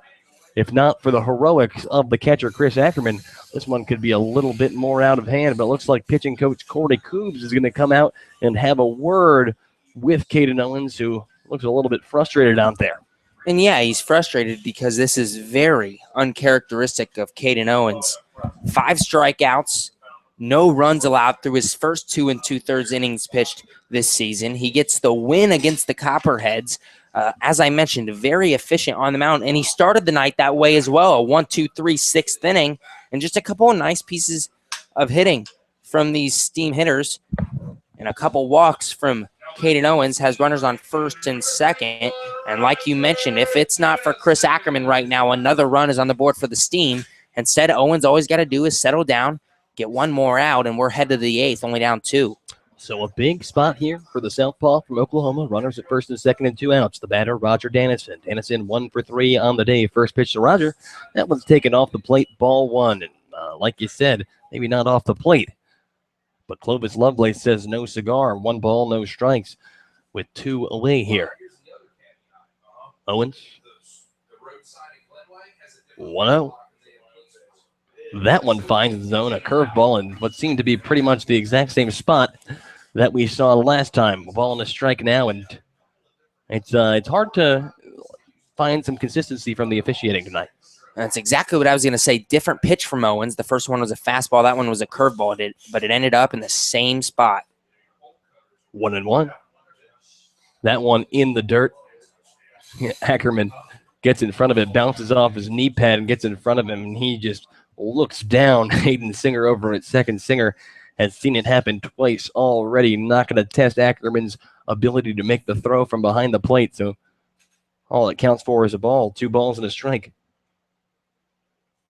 Lefty. The 2-1 pitch. Fouled straight back over the screen. The count's going to even up 2-2. Owens with the opportunity to finish off Roger Dennison right here. Dennison, we haven't mentioned it yet, 1 for 3 on the day. He doubled back in the second, ended up coming around to score a run. Since then, a couple flyouts. And I'm interested to see what Owens comes with here. 2 balls, 2 strikes with 2 away. Runners at first and second. Owens looks back to second and delivers the 2-2 pitch. Just on the inside, and the count is going to go full. 3 balls and 2 strikes. He goes with the curveball there. It stayed inside. I think it might have crossed the inside part of the plate, but it was just low as Ackerman had to reach down.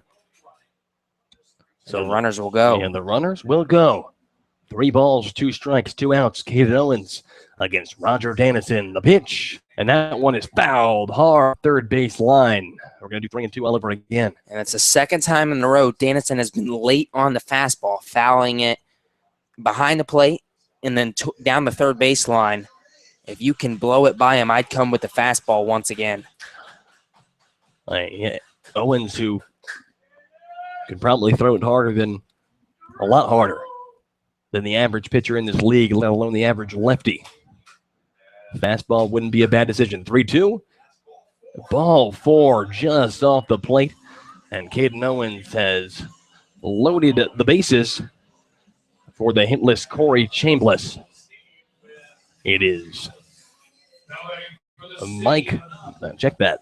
It is Hayden Singer at third, Alex Holderback at second, and Roger Dennison over at first. The batter, Corey Chambliss. Chambliss, who 0 for 3 on the day, 2 for 14 on the season. And Caden Owens, who is struggling, as Gabe said, very uncharacteristically. Needs to make a big out here. First pitch right down the pipe. A called strike 1. Owens, no walks coming into this game in his 2 games pitched. Already 3 here in this inning.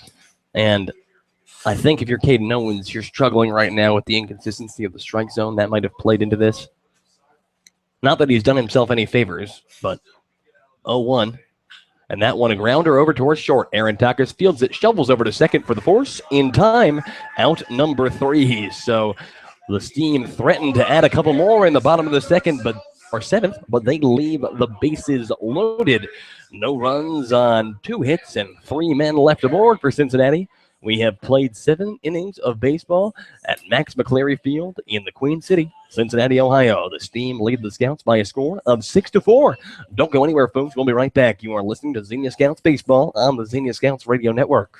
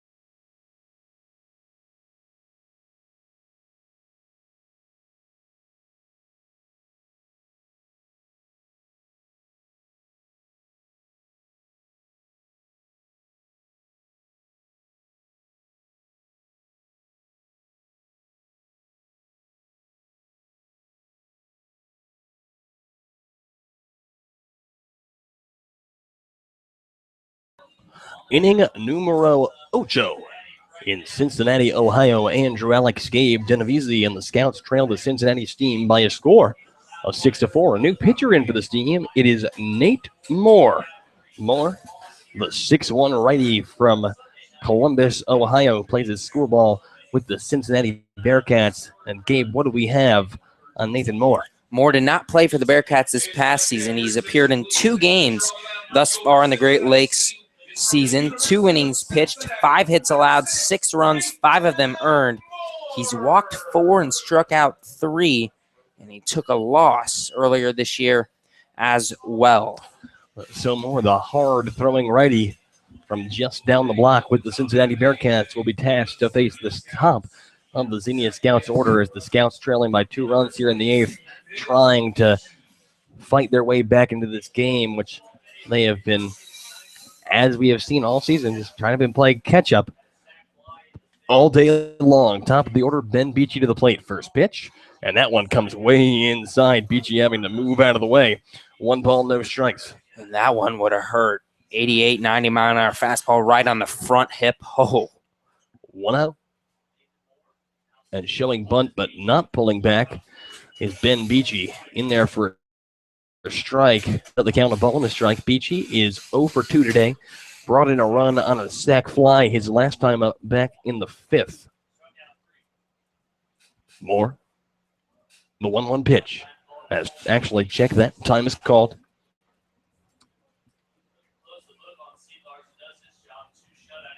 One. That one breaking ball finds the inside part of the plate. A called strike 2. So behind in this count is Ben Beachy. Beachy, who led the team in walks coming into this game. Looks like Jordan Lambert picked up a couple singles and can hold a piece of that lead as that one is hit hard over towards second base. Mercer is going to pick it up, toss over to first easily. Out number 1 and 1 up, 1 down for the new pitcher, Nate Moore. Ryan Park going to come to the plate. And Nate Moore, if he can get the ball over the strike zone, can be a very good pitcher. When he struggles is when he gets wild a little bit. I mentioned the 5 walks that he's had in his first 2 innings of relief for the Steam. So 1 out, nobody on for the Scouts. It's Ryan Park to the plate. First pitch to Ryan. That one a curveball off the plate. A called strike 1 or called ball 1. Check that. 6-4 Cincinnati the score. 1 ball, no strikes. Park, he awaits the 1-0. Upstairs ball 2. Ryan is hitless on the day. He has grounded out all over the place. A ground out to second, a ground out to third, and a ground out to short in his 3 trips to the plate. 2-0 pitch. That one bouncing in the dirt in front of the plate. So 3 pitches, 3 balls to Ryan Park. And Park, it'll be interesting to see if he gets the green light. If I'm Ryan Park, I am not swinging at this 3-0 pitch. If I'm all the Scouts hitters, I'm being very patient. I'm making Nate Moore throw a strike. 3-0. On the outside and in the dirt, ball 4, a 4-pitch walk. And the Scouts have a runner aboard for the hottest hitter in the lineup, Jordan Lambert. Lambert now represents the tying run in this ball game. So the runner at first is Ryan Park. Let's see what Jordan Lambert has done tonight. He has singled a couple times. Ended up coming in to score the first run of this game on a passed ball. And Nate Moore is going to do a pickoff attempt over to first. Not in time to get Ryan Park. Almost a little bit wild on the pickoff attempt. Lambert steps in. Here's the first pitch to him. That one comes in on the inside part of the plate. And this strike zone has been a tad inconsistent from Clovis Lovelace. That was a solid 4 or 5 inches below the knees. Caden Owens didn't get that call at all in the last inning. Indeed. Especially not on the other side of the plate where he was attacking. Lambert bats from the left side against the right-handed pitcher, Nate Moore. And Moore continues to first base, worried about the threat to steal from Ryan Park, which is not much of a threat at all for those of us with the inside information. 0-1.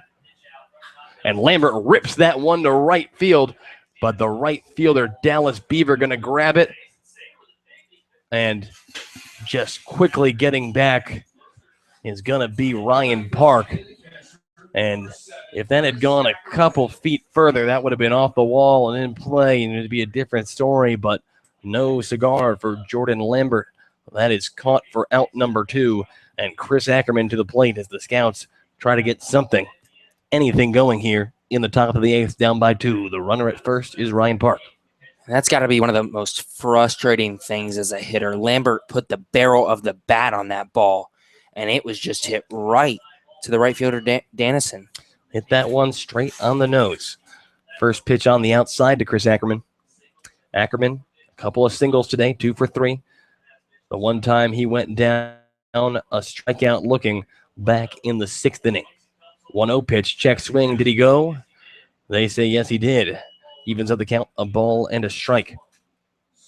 If you're Ackerman, just like Gabe said earlier, the approach is going to be a more conservative one at the plate if you're the Scouts hitters, especially with a big bat and Kyle Casserly coming to the plate.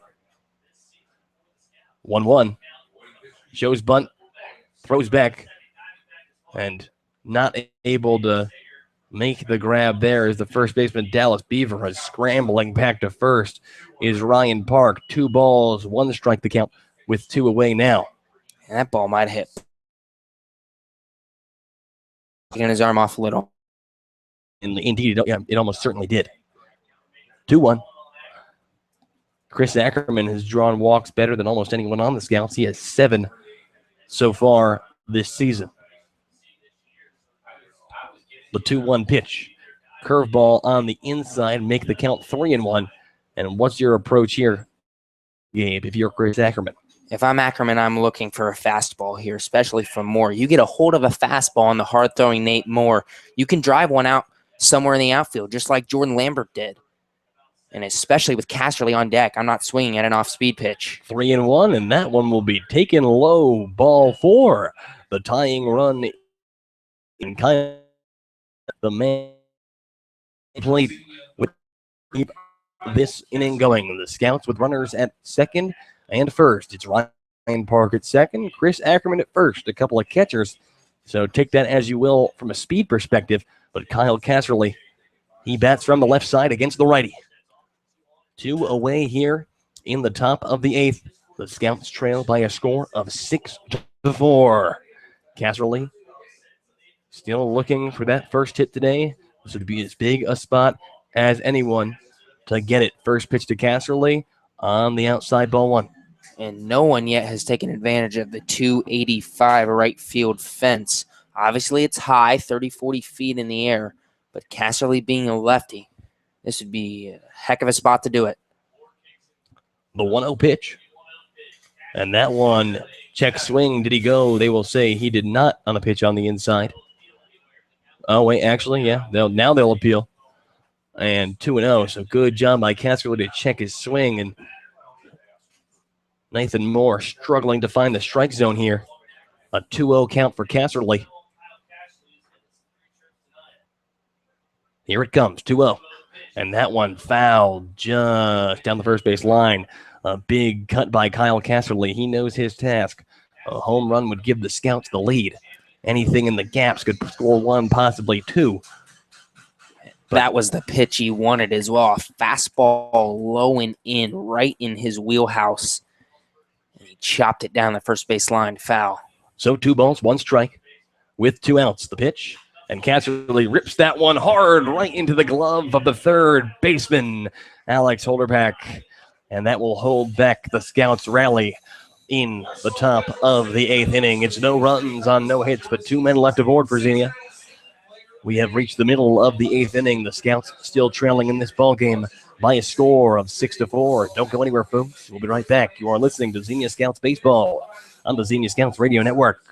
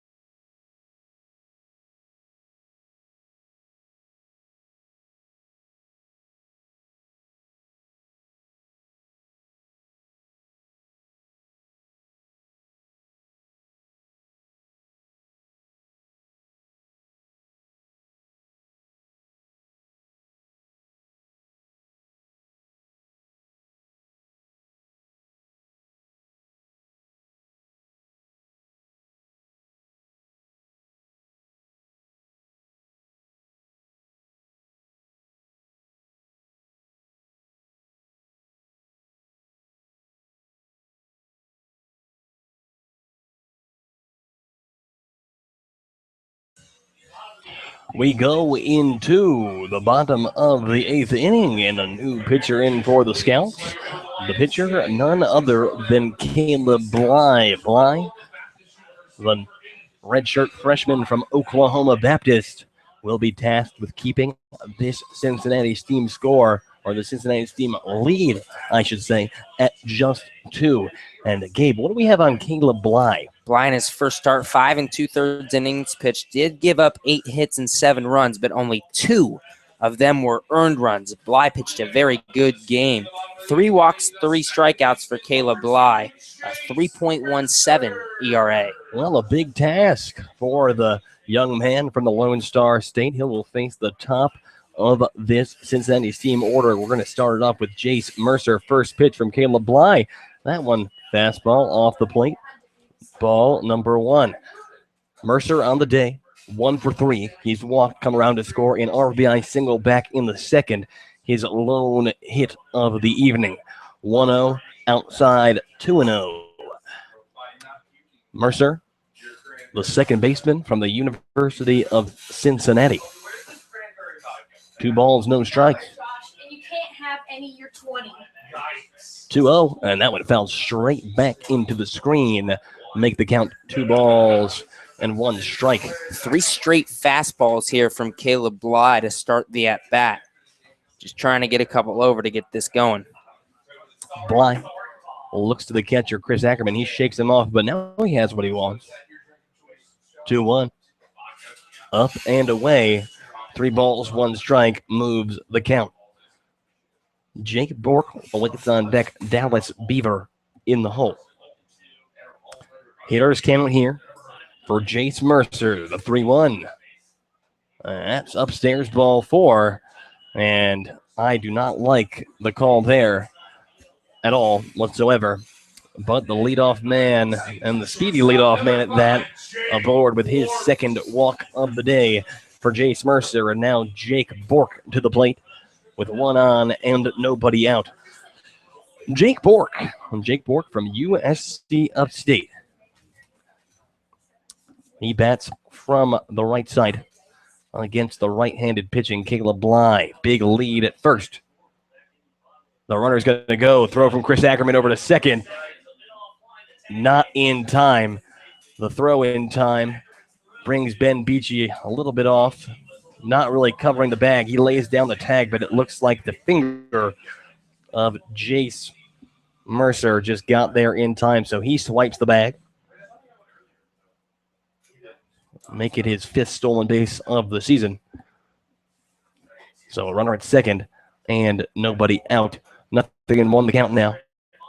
Bly delivers, and that one is lined very close. But Bly ahead in this count, 0-2. And that's something we saw a lot from Bly in his start against the Richmond Jazz. Good at getting ahead on hitters. But, a tough day for him out there in Richmond, just given that there were a lot of errors made in the field around him. It was hard for him to get off the field on what was a very hot day at McBride Stadium in Richmond, Indiana. But with another slated start on, I believe it to be Tuesday, Bly just working an inning in relief here. We'll see what he can do. 0-2 the count. Dancing at second is Jace Mercer. The pitch, and that one comes up and in. A little bit of chin music there from Caleb Bly. Moves the count. 1 ball, 2 strikes.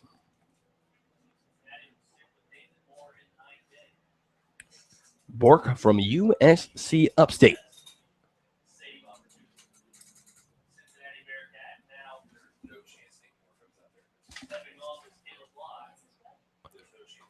Bly taking his time on the mound. Mercer already on second. Doesn't want to give him an easy base with the wild pitch. 1 ball, 2 strikes. Mercer at second. Bly looks back. Now he delivers. And that one's grounded over towards Joey Roddy at third. Roddy's going to make the long throw over to first in time for out number 1. Mark it down as a 5-3. And a ground out gets Joey Roddy his first out of the game. And I'll tell you what, Jace Mercer dancing off second base, thought about stealing. He was about halfway there when Bly turned around and started his motion and decided to stop. Luckily, he did stop for him because that ground ball right to Roddy, I think Roddy would have tagged him out if he would have stole. And you are exactly right. Good job by Roddy to look him over, but now Dallas Beaver to the plate. Beaver 1 for 4 on the day. He doubled to start things off. Came into the game a 500 hitter. Pickoff attempt back over to second from Caleb Bly. Not in time. Looks like Aaron Takis may have never actually had that ball, but it looked like the tag would have been good there, Gabe. I thought he had it, and he just lost it on the tag when the glove hit Mercer's body. Either way, the ball was definitely in the glove on the tag. And the field umpire, Ryan Madsen, not giving him anything. So still awaiting first pitch here to Dallas Beaver. Upstairs and outside. 1 ball, no strikes. Beaver, like we said, coming in 500. Hitting 500 coming into this ball game. 13 for 26. Got his 5th double of the season off of Michael Pineda O'Donnell back in the first inning. Actually picked up RBI number 3 on a ground out in the 4th as well. 1-0. And that one's hit high in the air, left field side, chasing over Jordan Lambert, going to fly out of play. Lambert was motoring on left field, see if he could get that ball, but that ball was far, far out of play. Looks like it's going to even the count up, a ball and a strike. And if I'm Caleb Bly, I'm being very careful with the most dangerous hitter in this Cincinnati Steam lineup. Only 1 for 4 today, but we saw the power with a double in the first inning. A runner on second and 1 out. 1 ball, 1 strike. The count here to Dallas Beaver as the Cincinnati Steam lead the Xenia Scouts by a score of 6-4. Caleb Bly looks back to second at the dancing Jace Mercer, and he'll step off the rubber and call time to send Mercer back. We have seen what Chris Ackerman can do behind the plate so far today, no question. And the Scouts, depending on your perspective, possibly have been on the wrong side of some bad umpiring today.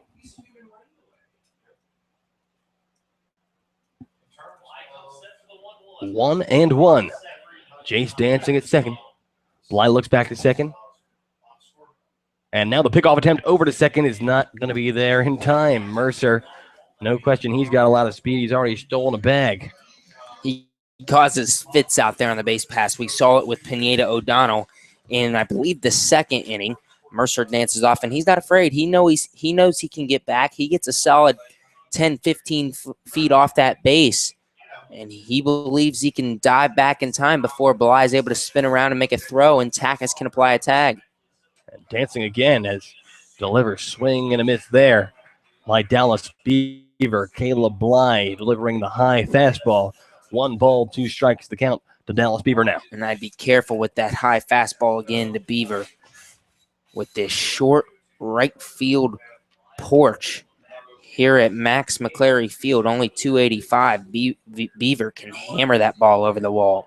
1 ball, 2 strikes. The pitch way on the outside. Going to even things up 2-2. Dallas Beaver from the University of Central Florida.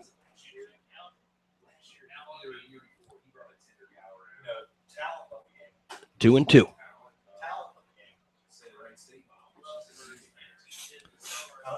Looking back to second is Bly.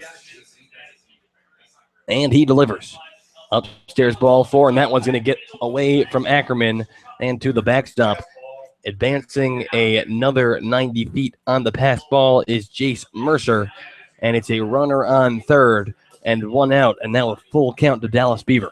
And it's ruled as a pass ball, but that's the 3rd or 4th pitch from Caleb Bly that we've seen way high here in this 8th inning. A couple outside. That one Ackerman had to stand all the way up for.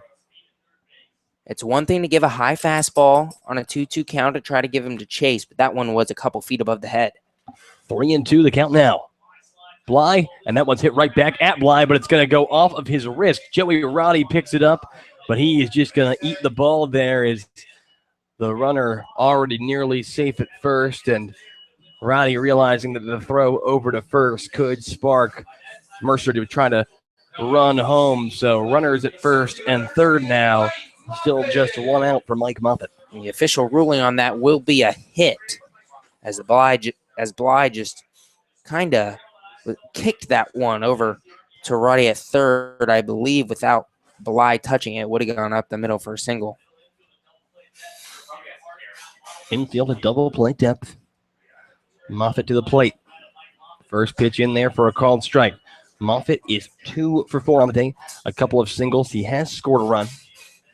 Ended up getting called out at second on a rocket of a throw from Chris Ackerman last inning. Nothing in worse. One away here in the bottom of the 8th. 6-4 the score in favor of the Steam. The 0-1 pitch and swing and a miss there from Mike Moffitt. And Caleb Bly yet again getting ahead on batters. No balls, 2 strikes here. And that's a good changeup from Caleb Bly. One of the first times we've seen that pitch tonight. Got Moffitt way ahead of that one. 0-2. Bly looks to the catcher, Chris Ackerman. Righty-righty matchup here. That favors the pitcher, Bly. The 0-2 pitch and fouled straight back. And Moffitt stays alive at 0-2. Mike Moffitt from the University of Northern Kentucky came into this game batting .375. That's his 6 RBIs. He came in with 3 doubles, a triple, and a home run. And swing and a miss there. Caleb Bly strikes out Mike Moffitt for out number 2. And just looked like, was that a changeup there, or did he blow it right by him? I thought he blew it right by him. Yeah, Caleb Bly bringing the heat there. And now it's 2 on and 2 out. And Caleb Bly, a big task here for the young Texan with runners at the corners and 2 outs as he tries to keep this game within reach for the Scouts here. They trail by 2 in the bottom of the 8th. Blaine Griffiths, 2 for 3 today. He takes first pitch from Bly upstairs. Griffiths from Xavier University came into the game batting .320, 2 for 3 so far today. An RBI also reached on a walk. 1-0. High again, and Bly. It's been a little bit wild out there at times, as Gabe alluded to earlier. 2-0 the count. Ackerman quickly jumped up for that one. A good job by Chris behind the plate, who's had one heck of a game. And, if you're Corey Coops, knowing that you got a young guy like Caleb Bly out there, it's got to give you some reassurance as 2-0 comes here. That one low and in the dirt. To have a cool, calm, and collected guy like Chris Ackerman behind the dish. We've seen Ackerman, with Michael Pineda O'Donnell, Caden Owens, and now Caleb Bly just captaining the ship out there at times when it seems like things have gotten a little bit out of control. But 3-0 the count now. The get me across fastball from Caleb Bly does just that outside part of the plate. A called strike moves the count 3-1. 3 balls and a strike with 2 away. Griffith's still a dangerous hitter, a double and a home run on the year. Batting .320. I would not give him a fastball over the plate. 3-1. And that one low, and that one on the inside. Ball number 4. The bases are loaded for Hayden Singer. Singer, 1 for 4 on the day. He picked up his first hit of the evening 1 inning ago in the 7th when he singled off of Caden Owens. Prior to that, it had been a couple of flyouts and a strikeout for the catcher from Miami University of Ohio. Miami of Ohio, of course, not to be confused with Miami of Florida, which is actually in Miami. Miami of Ohio. Actually, do you know the town, Gabe? What town Miami of Ohio is in? I don't. Well, some distinguished alumni, however. Wally Zerbiak, former NBA player. Paul Ryan, Speaker of the House. First pitch changeup swung on and missed there. How do you get from Wally Zerbiak to Paul Ryan? And now we can go to Ben Roethlisberger, too. And Kutch. Yeah. Kutch, of course, the man who discipled the Xenia Scouts for the previous 2 weeks. Better known, well, not better known as Kutch, but formerly known as Matt Kutchers. In 1 the count. Pitch. Fouled straight back into the screen. Had me flinching as that ball looked destined towards the press box. If it wasn't for the protected netting there. And Gabe, I think my reflexes are quick enough if I could have caught that if it came to us. I was going to say, yeah, without the net and the window in front of us, we might have got hit there. Yeah, nonetheless, I don't trust the institutions that have provided Caleb Bly heading this count 0-2. The bases loaded, 2 outs in the 8th. The pitch, and that one swung on and missed. Strike 3. Caleb Bly with a couple of strikeouts to get himself out of a jam in the home half of the 8th. The Scouts will have one more chance. They trail 6-4 going to the top of the 9th. Don't go anywhere, folks. We'll be right back. You are listening to Xenia Scouts Baseball on the Xenia Scouts Radio Network.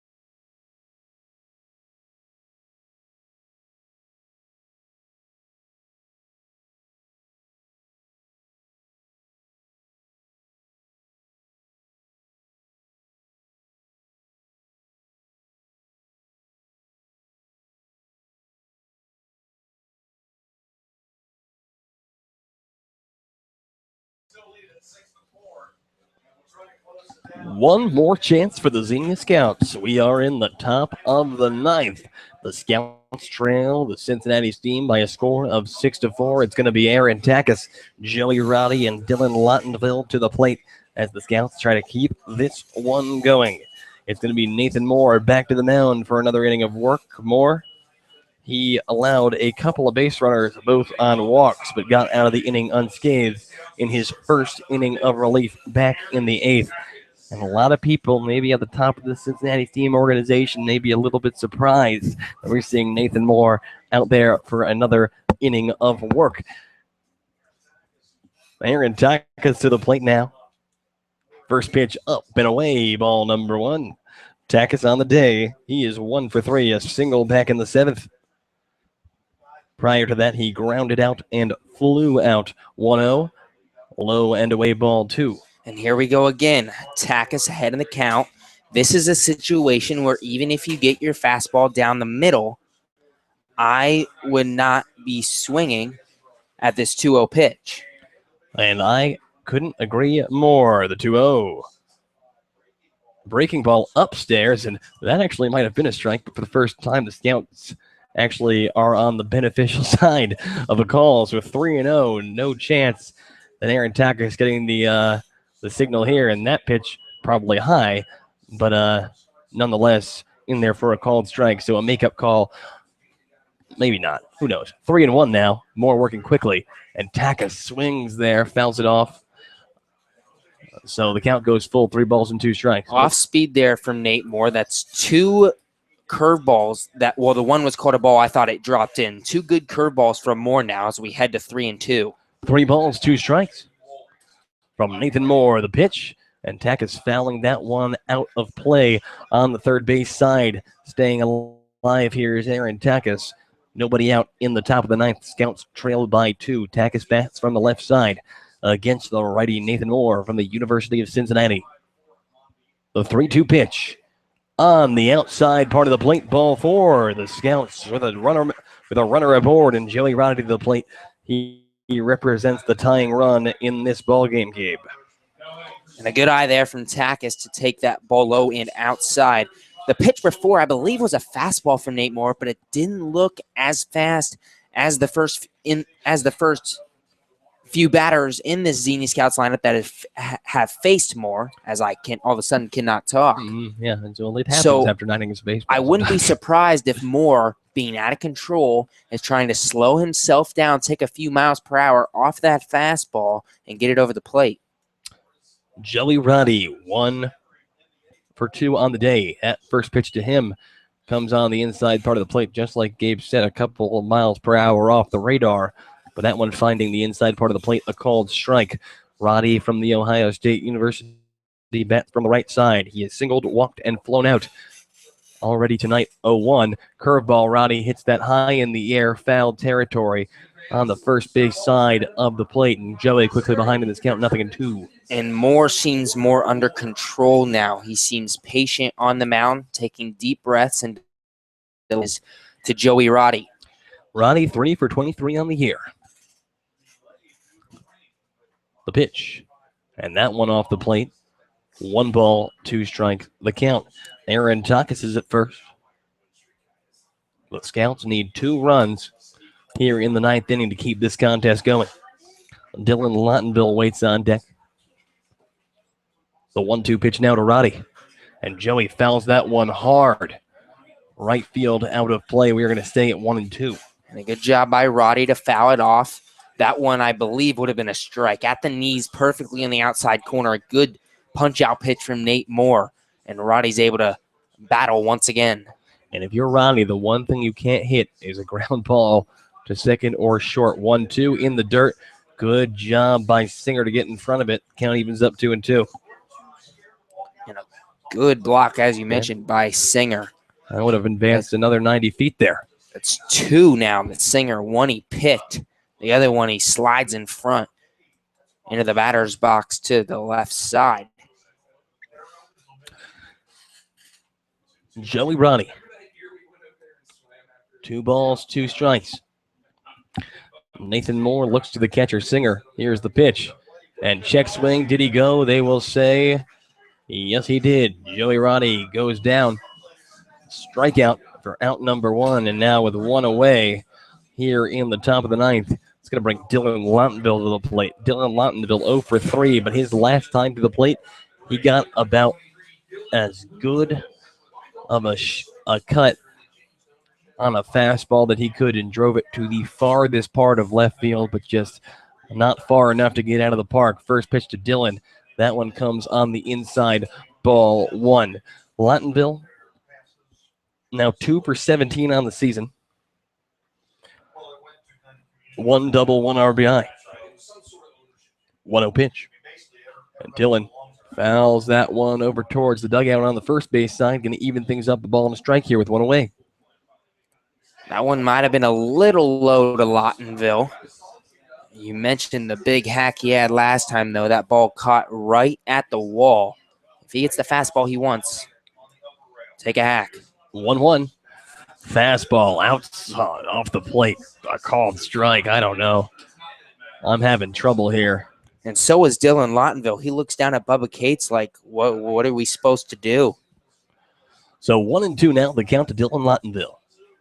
Aaron Takis at first. The pitch, and that one a grounder over towards short. The double play will do it. The third of second for 1 in time. The third of first will be there as well. A 6-4-3 twin killing ends things for the Scouts in this contest. The final score, the Cincinnati Steam 6, the Xenia Scouts 4.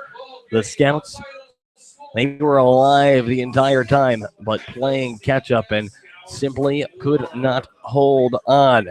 And Gabe, what are your final thoughts here? And sadly, the Xenia Scouts fell into what the first 5 games of this season have been.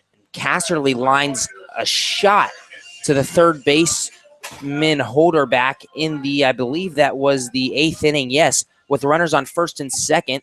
I thought that was going to be a double down the line. Holderback just playing in the right position. Lambert with this short fence, 285, drills one to right field, and it happens to be right to Dannison, who made the catch about 5 feet in front of the warning track. Nothing the Scouts can do when you're putting the barrel on the ball like that. And don't forget about Lottenville's clobber out to left field that was caught not even a foot in front of the wall, right on the warning track. The left fielder, Chambliss, had his back on the wall. That's just been the story of the year for the Scouts. Pineda O'Donnell got out of a jam, but he allowed runs. Yeah. And when the Steam score 1 in the first, 2 in the second, 1 in the third, 2 in the fourth, that's hard to dig yourself out of a hole. And despite having no big inning, that's the one good thing for the Scouts here tonight. They did not allow a 4, 5, 6, 7 run inning. Despite not allowing that, they fell behind early and it was too little, too late for Xenia once again. And falling to 2-5 hurts. Yeah, and that's exactly right. 2-5 now go the Scouts. The Cincinnati team will move to 4-3 on the year. The Scouts will have another shot at the steam. That'll take place tomorrow afternoon at 4 p.m. The Scouts will return to Grady's Field in beautiful Xenia, Ohio, to finish the second of this two-game set with the Steam of Cincinnati. Remember, folks, the Scouts will be selling gear at that game. It's a rare opportunity that you have to get your hands on some officially licensed Xenia Scouts gear. The only place in the world, I'm telling you, this is the truth, the only place in the world where you will be able to buy Xenia Scouts gear is at Grady's Field tomorrow. So come out, support the Scouts, and get your hands on some gear. Spend the money. But for those of you that can't make it to Xenia, me and Gabe will be back on the air at 4 o'clock tomorrow. And remember, folks, you can catch the Scouts on social media, on Twitter at Xenia Scouts, on Facebook, like us. Our page is called Xenia Scouts. You can follow Gabe on Twitter. He's at Gabe Geno13. You can follow me. I'm at Andrew Alix Radio, ANDREWALIX Radio. And, of course, last but not least, the official place for the Xenia Scouts on the internet. That's www.xeniascouts.com. I am Andrew Alix. He is Gabe Genovesi. We thank you for joining us tonight. It has been a thriller of a game, but unfortunately, the Scouts coming up short. So thanks for having us. We hope to see you tomorrow.